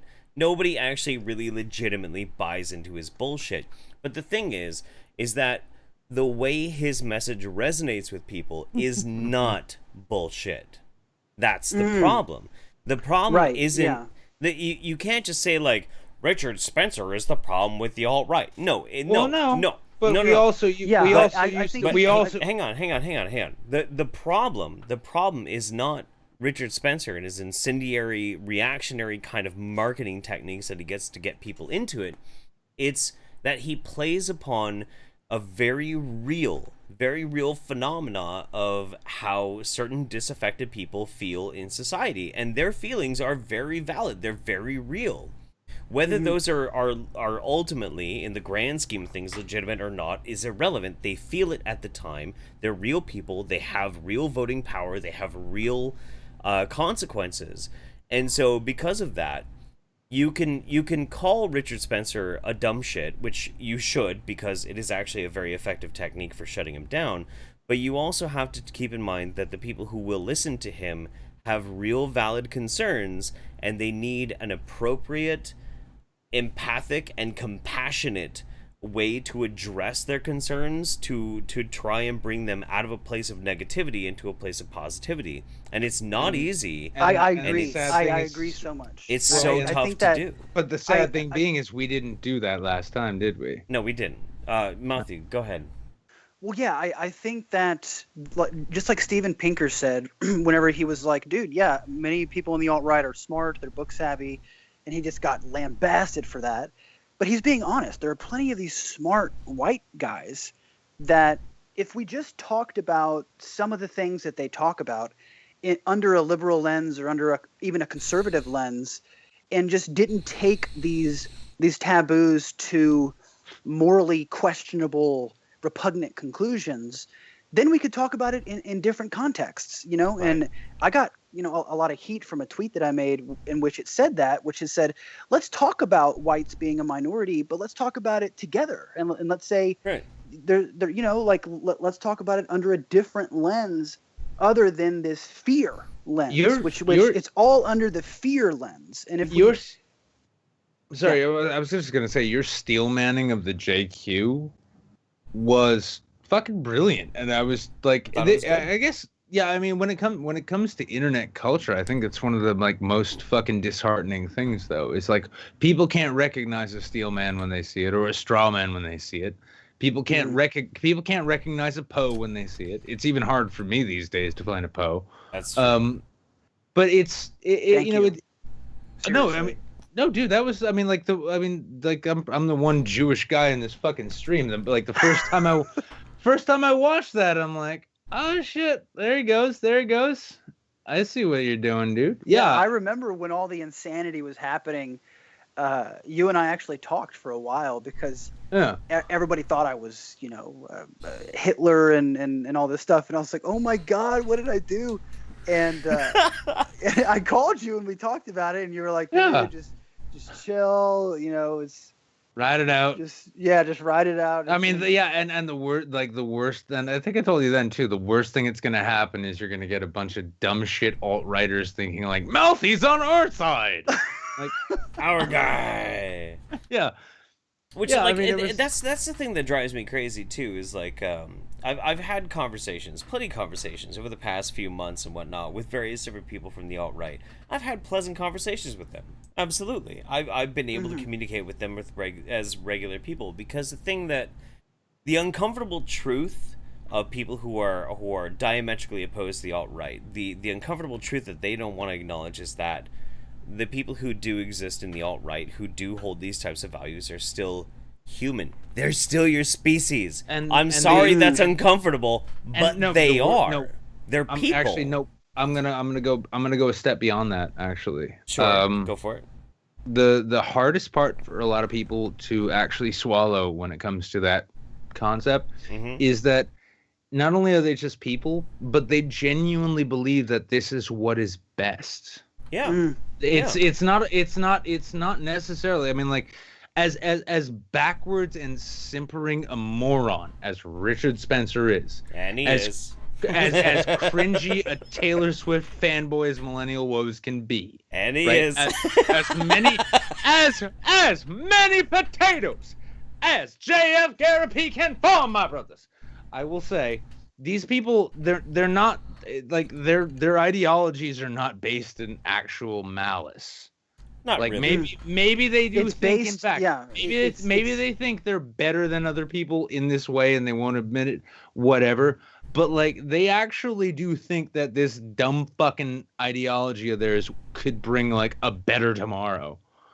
As right. fucked And up as that is. I think it's the result of becoming what they call racially conscious. So anybody who becomes super racially conscious, which means like I am thinking about my race and what my race means to me, well then you're just opening the door for all kinds of problems. And it's a perceptual thing too. Even like feminists, even MRAs. I mean, once you bring one aspect that's immutable of who you are, or actually who we think we are, and then make that the foundation of your identity, well then the world will break down into all these different in-group, out-group things. And it breaks out in front of you. Dude, honestly, the weirdest experience I've had with that recently was I made a video in full and good faith, because especially after, let's say, the last few months, I felt it was worthwhile, and I did a message to incels, and it was the central thrust was about like try and establish yourself as a person, whatever that means, and more importantly, get out of your insulated in group, which keeps reaffirming your perspective. Exactly. And it had never been more clear in the political sense too. When I considered like the hard left, the hard right, the center left, the center right, and all that, it had never been really more clear to me than when I started looking at the incel community. These guys, they just can't get laid, They can't get laid, so they cluster up into these communities online where they just reaffirm their notions that the reasons that they can't get laid is because they're all horrible and because society is terrible and there's nothing that can be done, right? Right. That's what happens when it becomes a part of your identity, is it becomes the world's problem. Like it's not me. I'm an incel now. You know, Yeah, I'm friends with incels, and I can't do it. It's the society's fault. You know, it's women. And it's the same thing when it comes to politics too. If you're a hardline progressive social justice type, right? It's not that I have a skewed version of the world and I'm reading too much into shit. It's that the world is fucked. And that there's not enough multiculturalism. Or if you're on the alt-right, it's like, it's not that like my worldview is fucked. It's not that I think everyone who doesn't look like me is a threat. It's that I have a culture and heritage I need to defend. I mean, you know what? Basically, SJWs and the alt-right are the incels of the political world. You've heard it here first. You're welcome. It's all solved now. You can all go home. Thank you for tuning in. Pretty much, yeah, absolutely. No, I find the whole thing absolutely insane. I really, honestly, legitimately do. But it's a fascinating thing to consider, because we find ourselves in a socio-political climate where we want to dehumanize our opposition. We desperately want to. If we can say, well, incels, they're so diametrically opposed to us, or the alt-right, they're so diametrically opposed to us. That way we don't have to consider them as human. I feel is a tactically terrible fucking maneuver. It's a terrible maneuver. If you're just thinking tactically, like, that is the worst thing that you could possibly do. Dehumanize your opponent. That's just going to bolster their resolve and increase their desire to want to spread what they feel is what they believe. I see this whole thing as like subhuman in a way, and it's terrible. But mostly, really, when it comes down to it, Warten Sie. How you say? Do not shoot the messenger. Ah, the return of the Y-boner with a vengeance. Ooh! Sorry. All right. Anyway. That was a good transition, actually, because we have reached midnight Eastern Standard, the only time anyone needs to give a fuck so we about. Gotta catch up on some Streamlabs. Streamlabs. And then back to the format. Yes, we do. Buddha, Mouthy. Yes. I love you, man. Love both of you. I fucking love this shit out of you, man. Don't love me. You might get pregnant. Okay, I don't love Nick. Okay, yeah, you just kind of like me, and you maybe like call me if like the other guy's having problems, right? Let me see if I could figure out. Okay, so Dragon of the West said volcano types are shield, cinder, cone, or composite. Very true. Nightmare says this makes 50 to save your hair, Nick. Pay attention. No cutting your hair, Nick. You're not allowed. They have determined. Charles Burton 95 says, Mouthy, I did not expect the UFOs in the Kanye video. Nice twist. Also $5 against Deathshot. I thought that was an amazing creative decision, though. To emphasize the impossible being possible. Exactly. Some people were like, "Whoa, what was this? This was." But Sorry. I think, yeah. No, go ahead. What I was happy is that Scott Adams actually tweeted it out. He tweeted out the video, and he got it. I was just genuinely surprised because I thought somebody like just mistakenly said Kanye when they meant Childish Gambino, and I was thinking like, wow, there was a UFO in the back of that This Is America video. I know I missed a bunch of shit, but I didn't know there's a UFO there. That would be something left up to interpretation. That would be pretty good, yeah. No, that's cool. Have you gotten a chance to talk to Scott Adams? Oh man, not personally. Actually, he did respond to something because after he tweeted out my video, those crazy little people got to him and said, "Hey, by the way, this guy's a Nazi propagandist." And then they showed the little pieces of those videos to him. And so what I go is I go, "Oh, holy shit, this is not good." So I got on my computer and then I showed the parts where I steelman the other side, just as honest, just as intense. Right. And Scott liked those, and then he said, "Thanks for the context. I appreciate it." And I was like, "Oh, thank God!" Yeah. Because Scott Adams, dude, like he was like he tweeted out I was so happy, and to have those people be like, "Oh, this guy's a Nazi." You're gonna end up a Dilbert character, yep. Maybe. No, that's cool, man. That's cool. Lord Squirrel says, Jeff, it's really very simple. You owned You owned me 8 from last week and gave me 42 this week. That equals 50, so you owe me death shot. God damn it. Are you going to make me do another... Okay, we'll deal with that in a minute. Rhino says, Vice made click-through bait and y'all took it. That's true. Rather Controversy says, the corn meme are coming from inside the stream. Yeah, I get it. Crab90 said, is currency really all that matters in America, be it money or fame? Yeah. It's a capitalist society, man. Yeah, you actually have to actually make an effort to raise your children to value more than that these days, and who can do that? Tickle Trunk says that mashup, speaking about the mashup that we watched, made both those songs better in the same way Depeche Mode songs not just sound tolerable, but are great when someone else covers them. That's true. That's true. Not Richard Spencer doing them in karaoke though. That's terrible. Yeah, but by the way, if I make it out to VidCon, there will be Saints karaoke, I promise. Bar 2 says a cemetery is a bone farm in the same way a communist bookstore is a library. They are both places you can visit to reflect on past failures and misery. Neither hold anything you want to buy for yourself. Wow, holy shit. Franklin, my dear, with the big 50 bones, thank you, buddy. Sergeant Buck says, what do you call a Down syndrome stoner? A baked potato. Oh, no. Oh, my goodness. Oh, no, that's not good. That affects my identity. I identify as a stoner. Alvalin Lund Goldstein, how do you think JF gets his women? He picks them up after they get their mandatory shots. Oh, come on. Come on. That's a fucking vaxxer joke, too. That's not cool.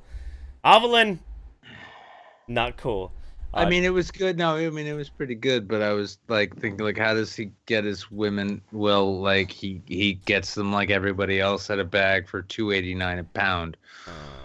Mr. Tickle Trunk says, more angry yet sober Nick. I've missed him. Dreadabell says, I like how I was the only one calling Nick until he acknowledged the comments. Streisand effect. Got him. Dreadabell says, calling him Johnny Depp. Indeed. Seneca the Raider says, hey, Mouthy. Tell them about your fetish for violence. What? Huh? They're asking about your fetish for violence. Is this like Who said that? Is this like a riding crop thing? Because I mean, I've known some women, and maybe it's okay. I kind of have a. I don't. I do actually kind of have a fetish for violence, if I'm gonna be honest with you. Like don't. I don't though. Like it's like I don't know what that meant. I don't Tell either. them about your fetish. Wait, was it Seneca? It's Seneca, yeah. Oh God, he's trolling. I just love. I love how like you don't even know who's in our chat, but you're like, wait a second. I know what this is. I know what's going on here. You're not gonna get me this time, Seneca. Nuh-uh. Oh but seriously, Mouthy, I gotta press you because what's the basis behind this one? Seneca, he is like a really good friend on Twitter. Did you and he like end up at the same club one time and you had a feud and things got a little wild? It's okay. It's happened to all of us. I'm not judging.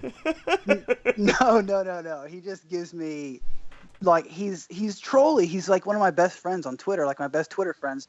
But he really trolls sometimes so intensely that I can't sleep sometimes because it just gets really intense. He doesn't stop. It's like a continuous troll, just all the time. Do these recurring dreams involve riding crop? I don't know why it keeps coming up, but I have a feeling like the you and Seneca thing, it's like a riding crop kind of thing, yeah? Mm-hmm. Somewhat, yeah. I guess so. Okay, let's not here to kink shame. Let's continue. A couple more and we're going to move on. Crab90 says, where are the alt-centrists? Right here, baby. Right here. This is all alt-centrist, the stream. Right here.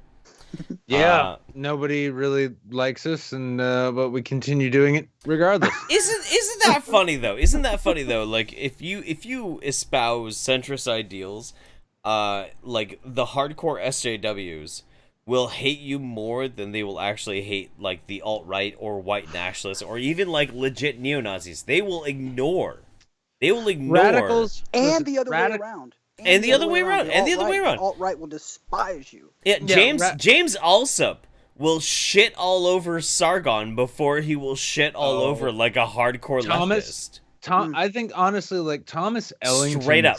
seemed to have the largest erection of his life when I posted the video of my own talk from Kilroy, because it's like, he's like, yeah, Kilroy's a failure. Is that why you like spent literally every day doing videos and streams on it, Thomas? It's the kind of thing, if you're not getting shot at, you're doing, you're not making any, what is it, waves or some shit, like, you'll know you're doing something right when they start shooting at you. These people, like, they live in their own little insulated bubbles. The worst that the alt-right have to deal with is the SJWs hating them, and everyone's used to that. The worst that the SJWs have to deal with these days is the alt-right and everybody else hating them, and they're used to that. And then anybody who's like, wow, you guys are really fucking kind of retarded. Can you just stop screeching constantly so that maybe some adults can have conversations? And I'll say this because I don't know if an audience. People talk about debates, right? We see like the Kumite says that they have debates. These aren't fucking debates. We've never had debates. We've never had debates on YouTube. We haven't. We had one. We had Sargon, and I don't think he was prepared, but wasn't that a formal debate? Kind of. Sargon and Richard Spencer was kind of a formal debate. No, they had not that one. It was what's that feminist lady? Lori Penny. Winters, Christy Winters. Yeah. Didn't they have a formal debate where like Sargon went first and then she? Oh my God! I don't know what caliber of bullet I want to put through my fucking head thinking about that. No, and like and like I love Carl. I do. He's my friend. Me too. He's my favorite. He lost that debate so bad. Oh my God! He did. So bad. And I'll tell him. What is it? I'll tell him too. This is the point. We're supposedly having. We have sides supposedly debating each other, right? No, they're actually not. They're just shit talking on Twitter. And when they get into streams, what is it? It's screeching, shouting matches with a moderator, which is basically just a euphemism for a fucking host. And there's no time. And the worst part is, too, and one of the things I loved about the old debates, like the old Oxford debates and shit, is that they'd start off, they'd have a central question that is under debate.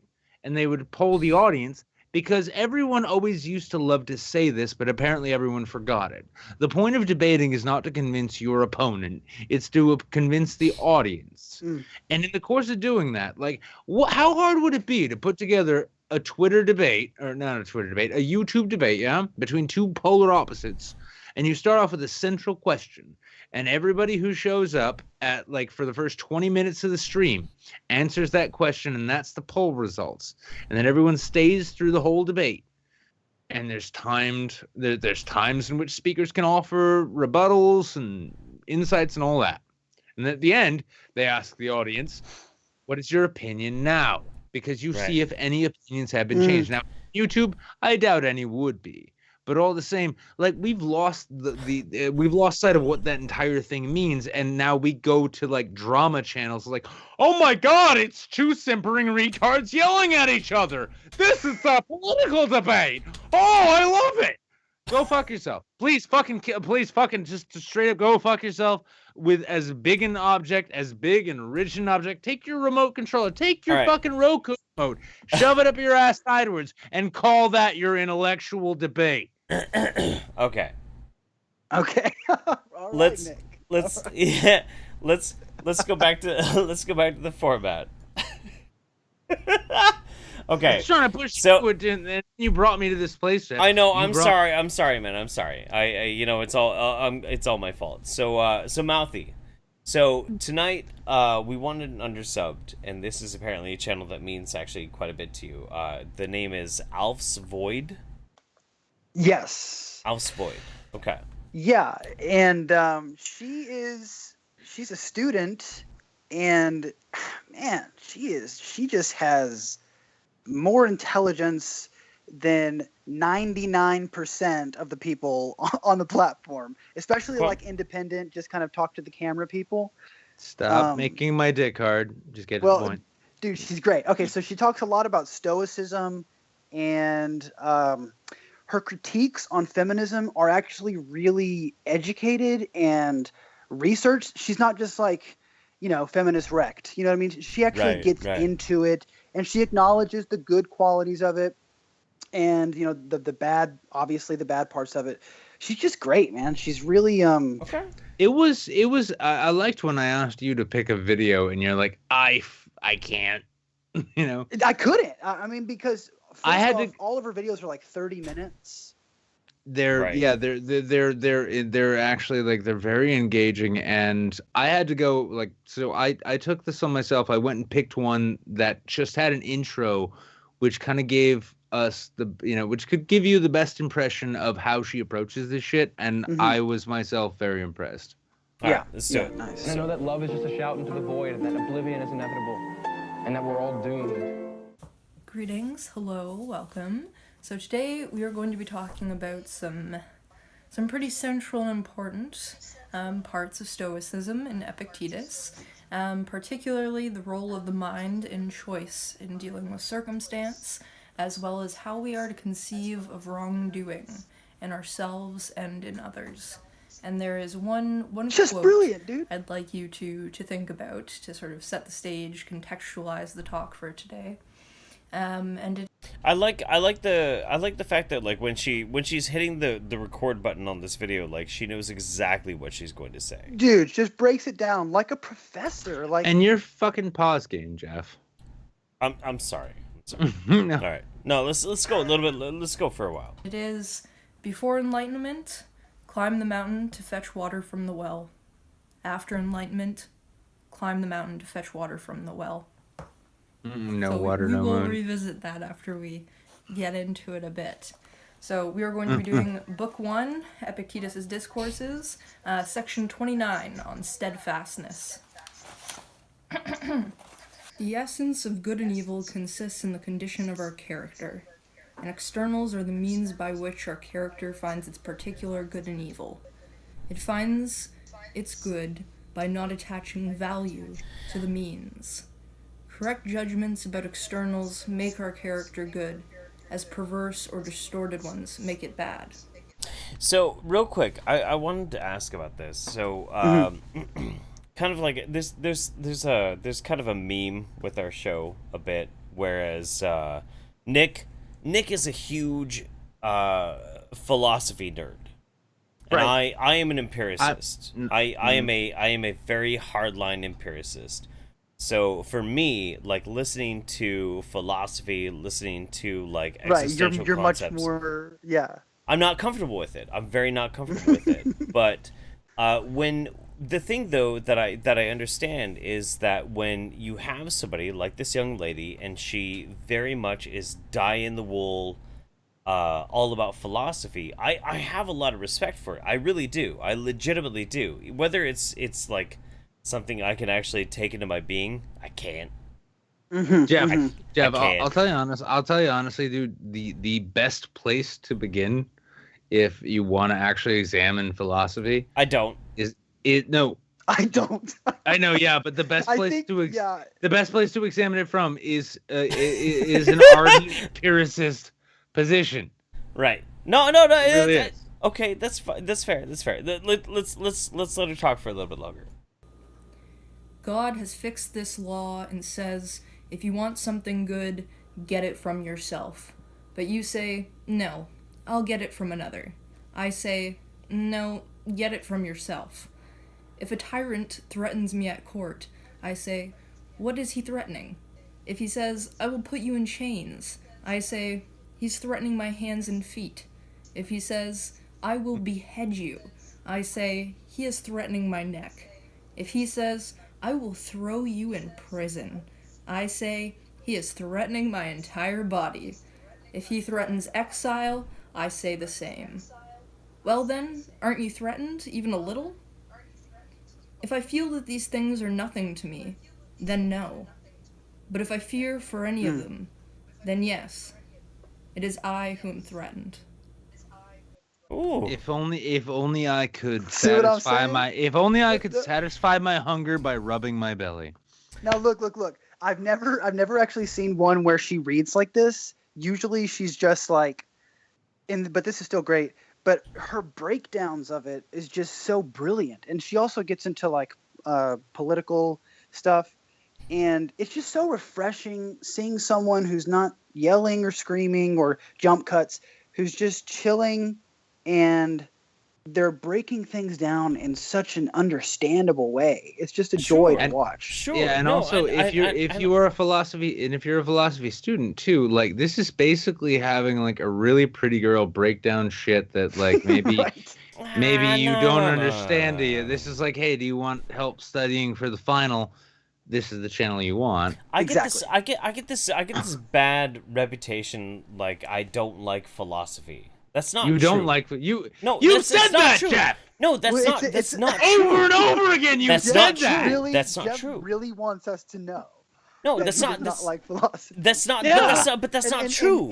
And I think it's just it's a different wavelength. It's a different It's- type but it's thing. not You're much more true. the No, it's- empirical. I know. Show, fuck these pseudoscientists. Let me tell the truth. And I think Nick Yeah, Nick Mouthy, and I are much more like Mouthy, no, I mean, Mouthy, you can attest to this. Like, like philosophy has its own, huge batches of jilly juice that can be approached. Yeah, loads of it. Look, loads of it. I do legitimately love and I embrace very specific types of philosophy. I am a Howard Bloom advocate. I fucking love everything that man has actually produced. He is a fucking wizard of philosophy. I love what he does, but what he does has practical applications towards STEM careers, understanding of the scientific method. That's why I like it. Can I ask? What about like David Chalmers? Do you know who David Chalmers? I do know David Chalmers. Yeah, no, he's interesting. He's very interesting. I like him a lot. He's my favorite. Well, Yeah. Jeff, because we've had discussions about it, and because I know Mouthy here knows who I'm talking about. Jeff, as a gutter punk, do you feel that Diogenes has much to offer in your life? Fuck you, Nick. God damn it. Diogenes has I would rub my belly if you would Diogenes solve has my a place and a time, and it's totally okay. Diogenes has a place and a time, and it's totally understandable. And he's fucking awesome. He And told there- and Alexander then- the Of Great, course you would get like out that, of my light. And then there's a place where you put Diogenes to bed, and you get back to the real world. It's totally fine. And then you go on Dr. Phil. Call I'm me sorry. crazy, Nick, but a I'm guy who's whispering- been dead for thousands of years might not necessarily know how to express himself on the various different aspects of societal expression right now. I'm just saying. Wasn't Saying- Diogenes a pessimist? He was a pessimist. So am I. He was a pessimist. At the Cynic same and a time, pessimist. no, he was the first. That's why Nick loves him so much. No, he wasn't a pessimist. He was a cynic. But I mean, the thing is that from Jeff's statement just there, I feel like our Christian audience has been lost. So those of you living in the Bible Belt, like I think Jesus was a great guy. I don't know about Jeff. You can keep on checking out these videos, but. Yeah, no, Diogenes fucking wonderful, goddammit. Alexander the Great shows up. He's like, what can I do for you? And he's like, get the fuck out of my way. And he's like, God damn, you're brilliant. Anyway. I don't give Anyway. there was By all I don't even means. get Anyway. By all means, virtue. please. Anybody who is watching tonight, go and subscribe to Alfsvoid. If you like philosophy, if you're a hardcore philosophy head, go check out Alfsvoid. She's pretty great. She's pretty great. And nuanced political analysis. Yeah, Nuanced political analysis, and if you're not into either of those things, go out and check out this channel so that you can learn how to be. Because she's got a really good delivery style. She's not gonna beat you in the face with what she believes. She's gonna offer you the schools of thought that are on hand, and then see what you think.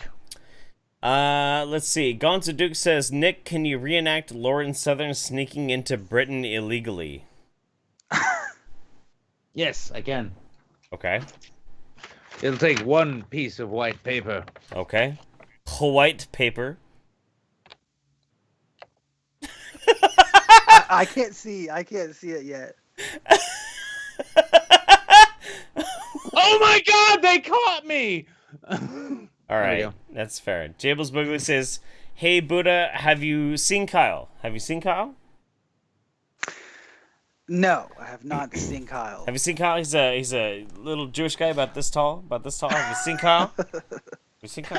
No, but thank you for the question. Yes. Seneca the Raider, Mouthy Buddha, you Zen dork, when are you going to start the internet love sports streams? Ooh, that's a good question. Very good. Oh, yeah, Seneca's been pushing this really hard.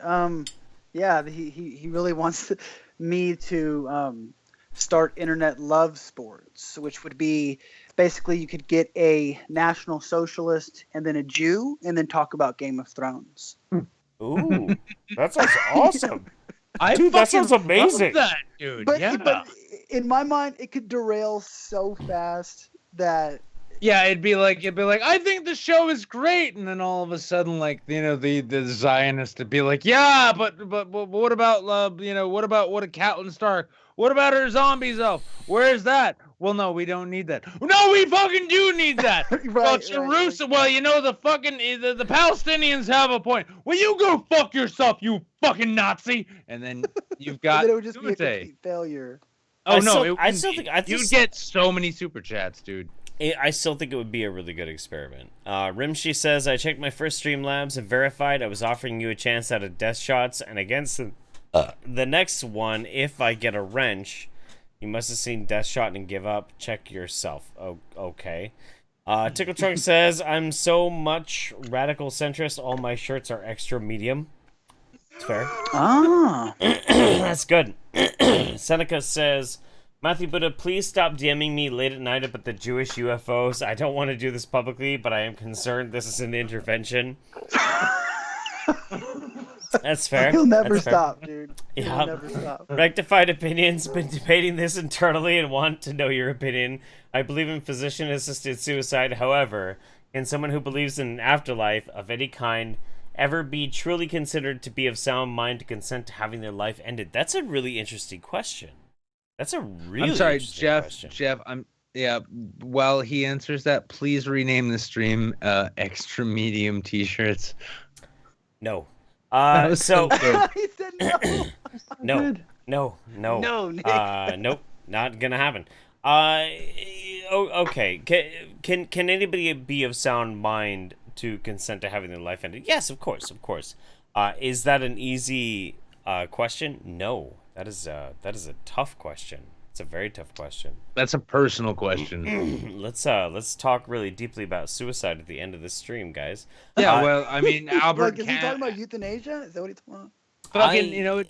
Here's the thing. Like, I know us philosophy nerds might, we might be a little beyond you, Jeff. This is a like Rick and Morty level. You need to have an intellect. But no. Okay, no. Hang on. Albert Camus said honestly that the central question of philosophy was basically the moral justification of suicide, and the question is that if you come to such an existential crisis that you realize that life is meaningless, is it worth living? Yeah. What he's asking is if somebody legitimately believes in their soul of souls in an afterlife, can they be considered objectively of sound mind and body to consenting to having their life ended? That's the question. And that's a heavy question. That's a real question. Well, no, it's the same as the original Camus question, though. It's like, even the Camus question, if you take out the afterlife and you ask, is ejecting yourself from this mortal coil, if it is absolutely objectively miserable for you, is that philosophically and morally sound? Now, if you add in an afterlife to it, it's just kind of a sweetener, but the question still becomes, is ejecting yourself from this life morally, ethically, philosophically sound? But what they're asking is universally no. But if you want to, I can't stop you. But what they're asking is that if the person who wants to end their life believes in an afterlife, they believe in a paradise post this existence is what is going to be their reward. Do you believe that they can objectively then decide whether or not it is of sound mind and body to end their life? That's the question. Yeah. Okay. I would say yes. Okay. Because believing, in my view, believing in an afterlife doesn't necessitate the unimportance of this one. I know a lot of people think that, oh, well, it's an afterlife, so this life, I could just die, right? Right. So I suppose that is what he's getting at, is kind of it kind of lessens the blow. Well, it's the same. That's all it does. It is fundamentally the same. I know what you're saying. Yeah. But because I mean, if you're interesting question. I mean, any consideration of ending one's life ultimately comes down to a question of like, should I end it or should I let the universe end it? Or what happens afterwards? Well, no, I mean, even with what happens afterwards, like the question of like, should I end it now or should I let the universe do it for me? Because that's the question. Should I do it now or should I just let it happen? Now, if you believe in an afterlife, if you think that ending it now will get you there sooner, or if you believe that letting it happen and then you get there, ultimately your conclusion is the same, right? Right. Now, if you're the type of person who believes in an afterlife and you think like, well, I should just end it now so I can get there.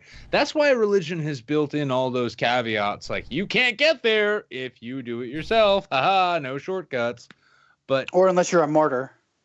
Yeah, or unless you're a martyr, but all this same shit. I mean, the notion of ending one's life, like you have to be at a position in which you think that life is effectively meaningless. And this is the unfortunate thing that religion often does, give to certain people. And it's the kind of thing anti-theists really gravitate towards when they're arguing about it. But it's the fact that religion and, even just sort of apathetic nihilism in a sense, gives you a sense that life is meaningless. There's no purpose to carrying on. Now, the purpose of religion, as far as I can see, and the purpose of philosophy, and the purpose of any deep thought is to ultimately give you the notion that there is something worth carrying on for. If nothing else than the fact that the universe is going to end you one day. You might as well get as much done as you can in that meantime, because fuck it, why not? Maybe you'll live on in the memories of others. Maybe that's meaningless, but all the same, that's the amount of time you have. Make the most of it, and then you move on. And Nick, you are a nihilist, right? You're a moral nihilist? Moral? Well, I have my own morals. I'm a moral... Not even relativist, because I don't think other people's morals, like I don't think chopping up fucking genitals of infants is fine. Right. No, I mean, I have my morals. I'm not a moral nihilist. I do think, I think objectively that meaning and reason and morality, all of it, it's man-made. But I think at the same time, that doesn't take away from its altogether, its meaning, because we create the meaning as we go along. This entire species could be wiped out real quick, right? And the universe would not give the slightest of fucks in the meantime. It just keep on ticking. So if we're going to take but the universe would have lost something.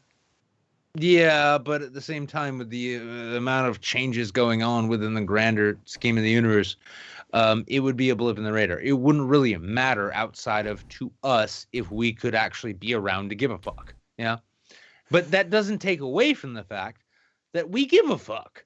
I mean, we give life is precious. Yeah, and the thing is like us giving a fuck shouldn't need an external objective meaning or reason to it. The fact that we do is what matters. I mean, like I've come to this as an atheist too. Like I see religion now and I realize even though it's silly as fuck, even though it's inspired horrors untold throughout the world, even though et cetera, it is also still in our modern Western advanced age, given meaning and reason to a lot of people who wouldn't have it otherwise.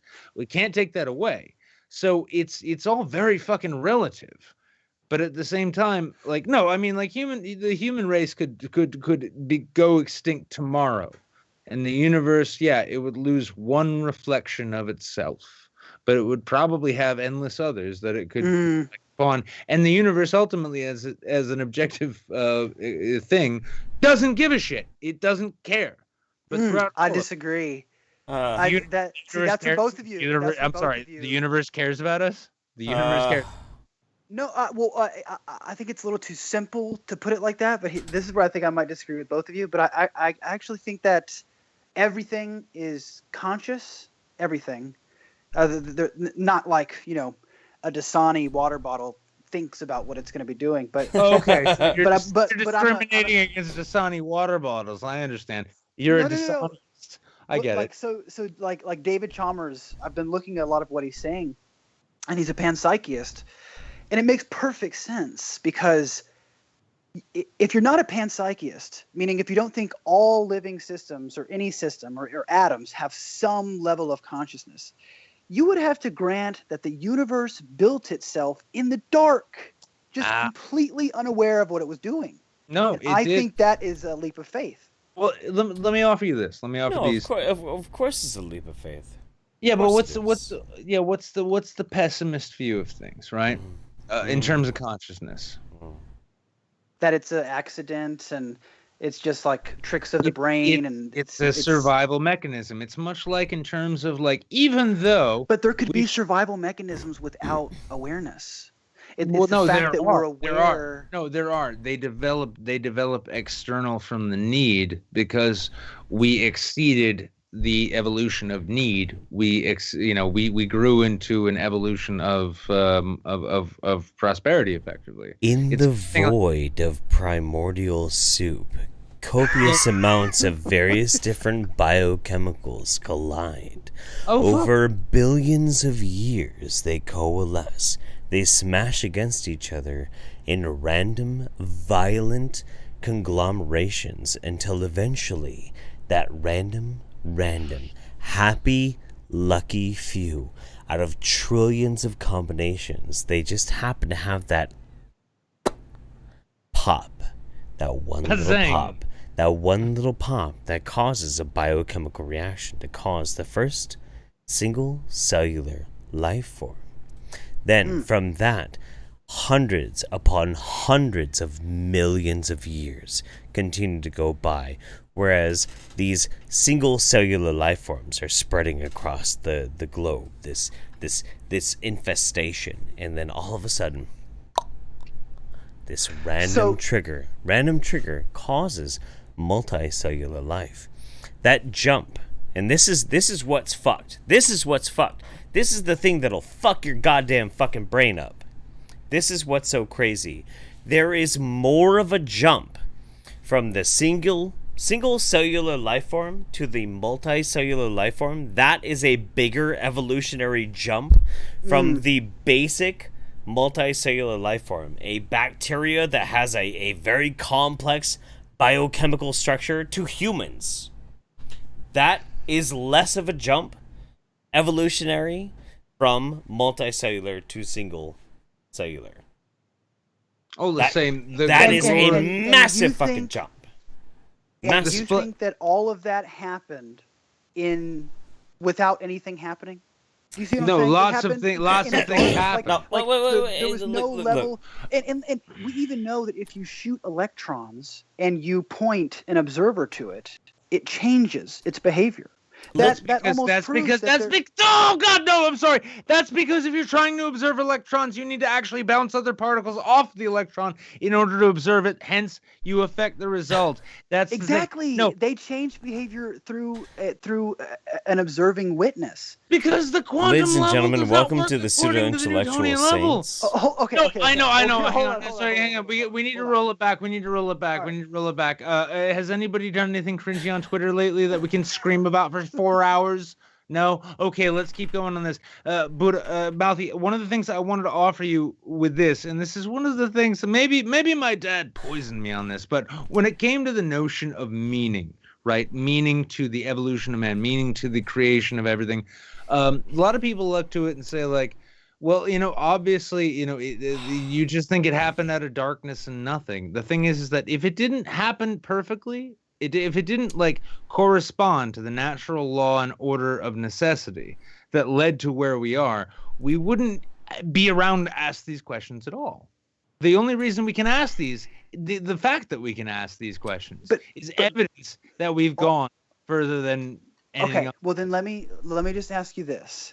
So all that I'm saying is that panpsychism, which is the idea that even the smallest atom has some sense of what it's like to be that atom. It's totally smaller, trillions of times smaller. And this is what David Chalmers, the Australian philosopher who I've been reading, he kind of agnostically entertains this idea because it's logically cohesive. So would you say that at the very least, doesn't it make more sense that all living systems are aware, then they happened on accident in the dark? I don't. No sense Well, of could I? commitment, Stop, Nick, Nick, you've talked a lot. Yeah, I know. You've That's what I talked a do. lot. Can I ask Chalmers? Does he do something like a anthropomorphism where he's attributing like a larger aspect of like awareness to these subatomic particles and these sorts of things, or is this like a larger philosophical drive?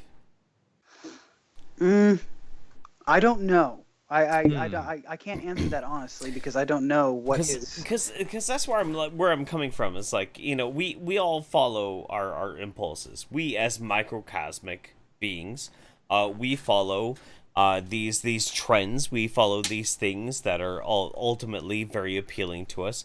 A lot of the times it gets like dumbed down into something that's more able to be easily deciphered within like our own brains, like sex, money, power, whatever. But with subatomic particles, like trying to like posit some type of motivation or inspiration, a mental state, state, like a mental state with something that does not possess the actual capacity to cognizantly have a capacity for any type of mental awareness. Like that's where it gets a little iffy. But if you were not to think of it like a mental state, but instead to think of it like a pre-fated determinism, well, then maybe you might have an argument. You might have a little bit of an argument with that. That's like where I'm going with this, you know? Right. Here's the thing. You're both determinists, right? No. I used to be. I used to be until like literally 2 months ago. No, yeah. I'm not a determinist at all. Yeah. So do y'all believe in free will? No. Fuck no. but no. Hey, Oh my god. So, are you fucking kidding me? No. Quantum is indeterministic, and we're learning more and more about. But the quantum and Newtonian levels of physics exist on two entirely different planes, because the thing is that I am an entropic chaos magician, man. People in their psyches don't pop in and out of existence inexplicably the way subatomic particles do. And when you get down to the quantum level, the thing is that physics stop relying on that. But if you go up through basic, Newtonian physics, and then you get into biology, which is a horribly complicated science. Right. But if you go up there through evolutionary biology, the levels of complexity keep layering upon each other, but they keep coming back to a sense of determinism. So I would say, at least in that sense. Now, I'm going to give you the last word on this, Mouthy, because we do have a format which we are way over on. Last word, and then back to the format. So I'm just going to read this this thing real quick. It's just one paragraph, and then back to the format. So it says, panpsychism is sometimes dismissed as a crazy view, but this reaction on its own is not a serious objection. While the view is counterintuitive to some, there is good reason to think that any view of consciousness must embrace some counterintuitive conclusions. Furthermore, intuitions about panpsychism seem to vary heavily with culture and with historical period. The view has a long history in both Eastern and Western philosophy, and many of the greatest philosophers have taken it seriously. Well, so, if you're Buddhist, panpsychism makes perfect sense. And actually, I can see that. That's the last word. Yeah, I can see that too, because then you would incorporate instinct into consciousness, and then if you incorporate anything below instinct, which is reaction or biochemical reaction, which could be classified as instinct on the part of a biological organism, then I could see it being classed as consciousness. But sorry. You get the last word. Just say the word cunt or something. Cunt. Yeah. All right. Last word. Okay. So we're gonna burn through these really, really super quick. Let's see. Okay, so JSC Honk says, I fucking love Diogenes and Epicurus.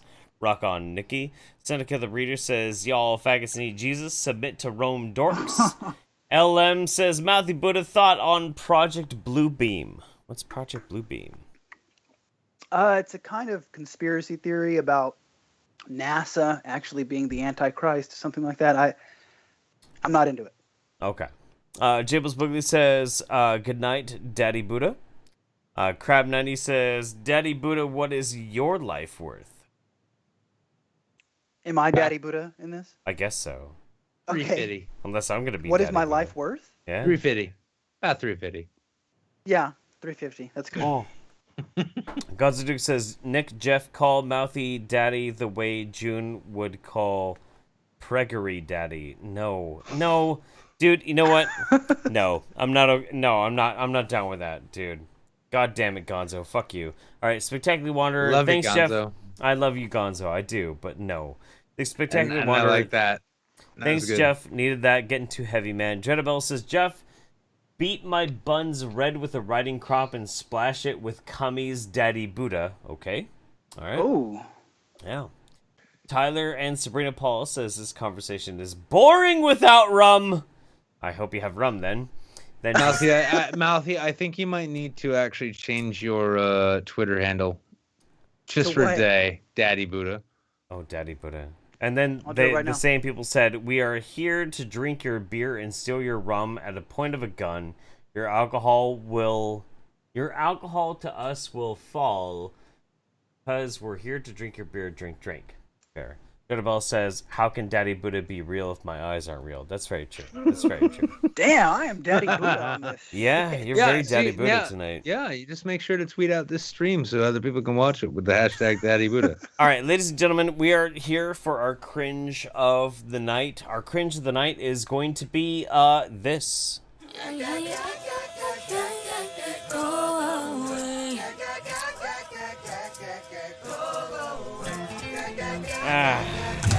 And we're gonna have to pause it a lot because I tell you what, I absolutely, in no uncertain terms, I am not gonna give Nicole Arbor any fucking money from this stream. I know, honestly, like I'm thinking of Nicole Arbor, all of a sudden my right hand is revolting against me in a Me Too moment. Holy shit. We just wanna be pretty, that's the goal. We just want his money, get him and be whole. Why we even try? Don't deserve a ring. Want my boss to hit it, live a life this way. We just wanna be pretty. We're just. Oh my god. I was giving backup dances to that. That's transformative. That's, I mean, like, we're not archiving this shit. I didn't know she was still around. And she's she's like herpes. She's never gonna go away. Honestly, Mouthy, like, honestly, like as a dude who like produces, well-produced videos and shit, I watched this earlier. I'm like shamefully impressed by the fucking production quality of this shit video that Dear Fat People girl made. Yeah. Right, it looks like she did find somebody who knew composition and lighting, at least on that avenue, and color correction. No, you know what? We will find out who it is when she breaks up with them a few months from now and has a big freak out. Pretty, that's the goal. We just want his money, get him and be whole. This is America. Don't catch you climbing up. Don't catch you climbing up, cause they'll get you slipping up. Hey, come on, this is America. We'll say North America. Look how we living now. The boys could be tripping now. This is I just caught like a small golem size Nicole Arbor climbing up me, and like it's like, don't catch them climbing up. Like, I know. Thank you for warning me. Get off me, pest. This is the thing that drives me the most crazy about this too is like, okay, Donald Glover, he does like his "This Is America" sort of thing. Like, it's fine. And obviously, like, he has like very deep socio-political messages that he wants to like communicate, and that's fine, whether you agree with them or you don't. But then you got this fucking well-to-do, affluent fucking dickhead fucking blonde-haired chick being like, I'm gonna make This Is America for white chicks. Yeah, with my high class Hollywood producer friends. Man. Right. Yeah. Whoa. The most unself-aware fucking concept on the planet. Yeah, no. I mean, listen, like, this chick, like, this woman, spelled with a Y, made her living offering fucking insightful content from a feminist perspective. I mean, she's woke as fuck. It's not like she got big because she was like fucking and then had a tragic breakup with another big YouTuber or anything. Here's another reason why this thing is so wrong. Because if you want to change the This Is America thing, you have to meme it. Like, those memes are awesome. They're golden memes. But you can't just redo it and then not do it as good. Also, then that's just lame. Also, don't fill your background with background dancers who I'd like to fuck more than the star. Well, not only that, but like this. Oh my god, this memes it like. God, fuck. Okay. You thought All right. PewDiePie killed memes? Wait until Nicole Arbor gets them. You got a dream? Yeah. The roofies got into your cuz. Hey, this is America. Don't catch you climbing up. Don't catch you climbing up. Cause they'll get you hoeing up. Yeah, I'ma go into this. Yeah. Crew a hoe, what's your pick? Yeah. You got an idea? Just so everybody knows that I am totally unoriginal and I can't make anything of my own self. Instead, I'm just going to rip off Childish Gambino. No big deal. It's fine. At least she spent a lot of money doing it. Oh my god.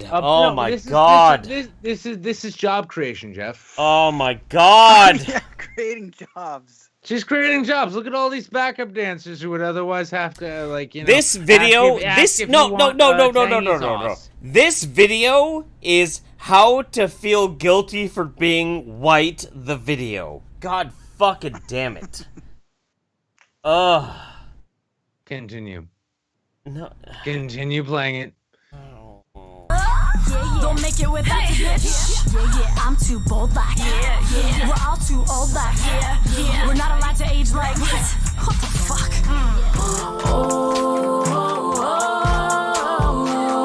You go tell somebody. You go tell somebody. You go tell somebody. They don't even have the violence. There's nothing in this that's actually interesting. What's up with that, man? Because the violence is what made it so. She tap somebody in the head or something. That would remind her too much of her time dating iDubbbz, and the only reason she didn't release those videos was because of court order. She didn't date iDubbbz. She dated Matthew Santoro.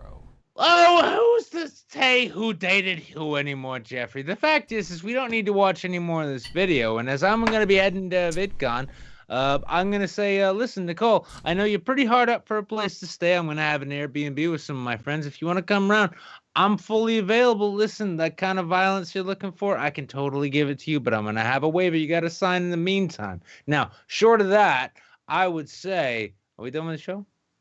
Yeah, we're done. Yeah. We're done with the show. Nicole Arbor, hit me up when I'm out in Anaheim. All right, ladies and gentlemen, we have been. Oh my god, I opened the wrong fucking thing. No. We got more money. No. Okay, ladies and gentlemen, no, I opened the wrong thing again. Fuck you. Okay, there we go. Ladies and gentlemen, we have been your YouTube saints. So by all means, everybody go and check out Mouthy Buddha on YouTube. He's our homeboy. We love him absolutely. Go check out what's her name? Alfsvoid. Alfsvoid. Yes, absolutely. Go check out Alfsvoid. Link in the description. If you want to see me magic spilling out into real life, you can go check out that link for that fucking weird ass that weird fucking documentary.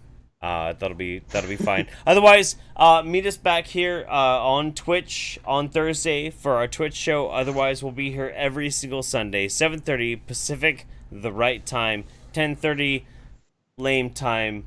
We have been your YouTube saints. Good night, everybody. Good night. Call me.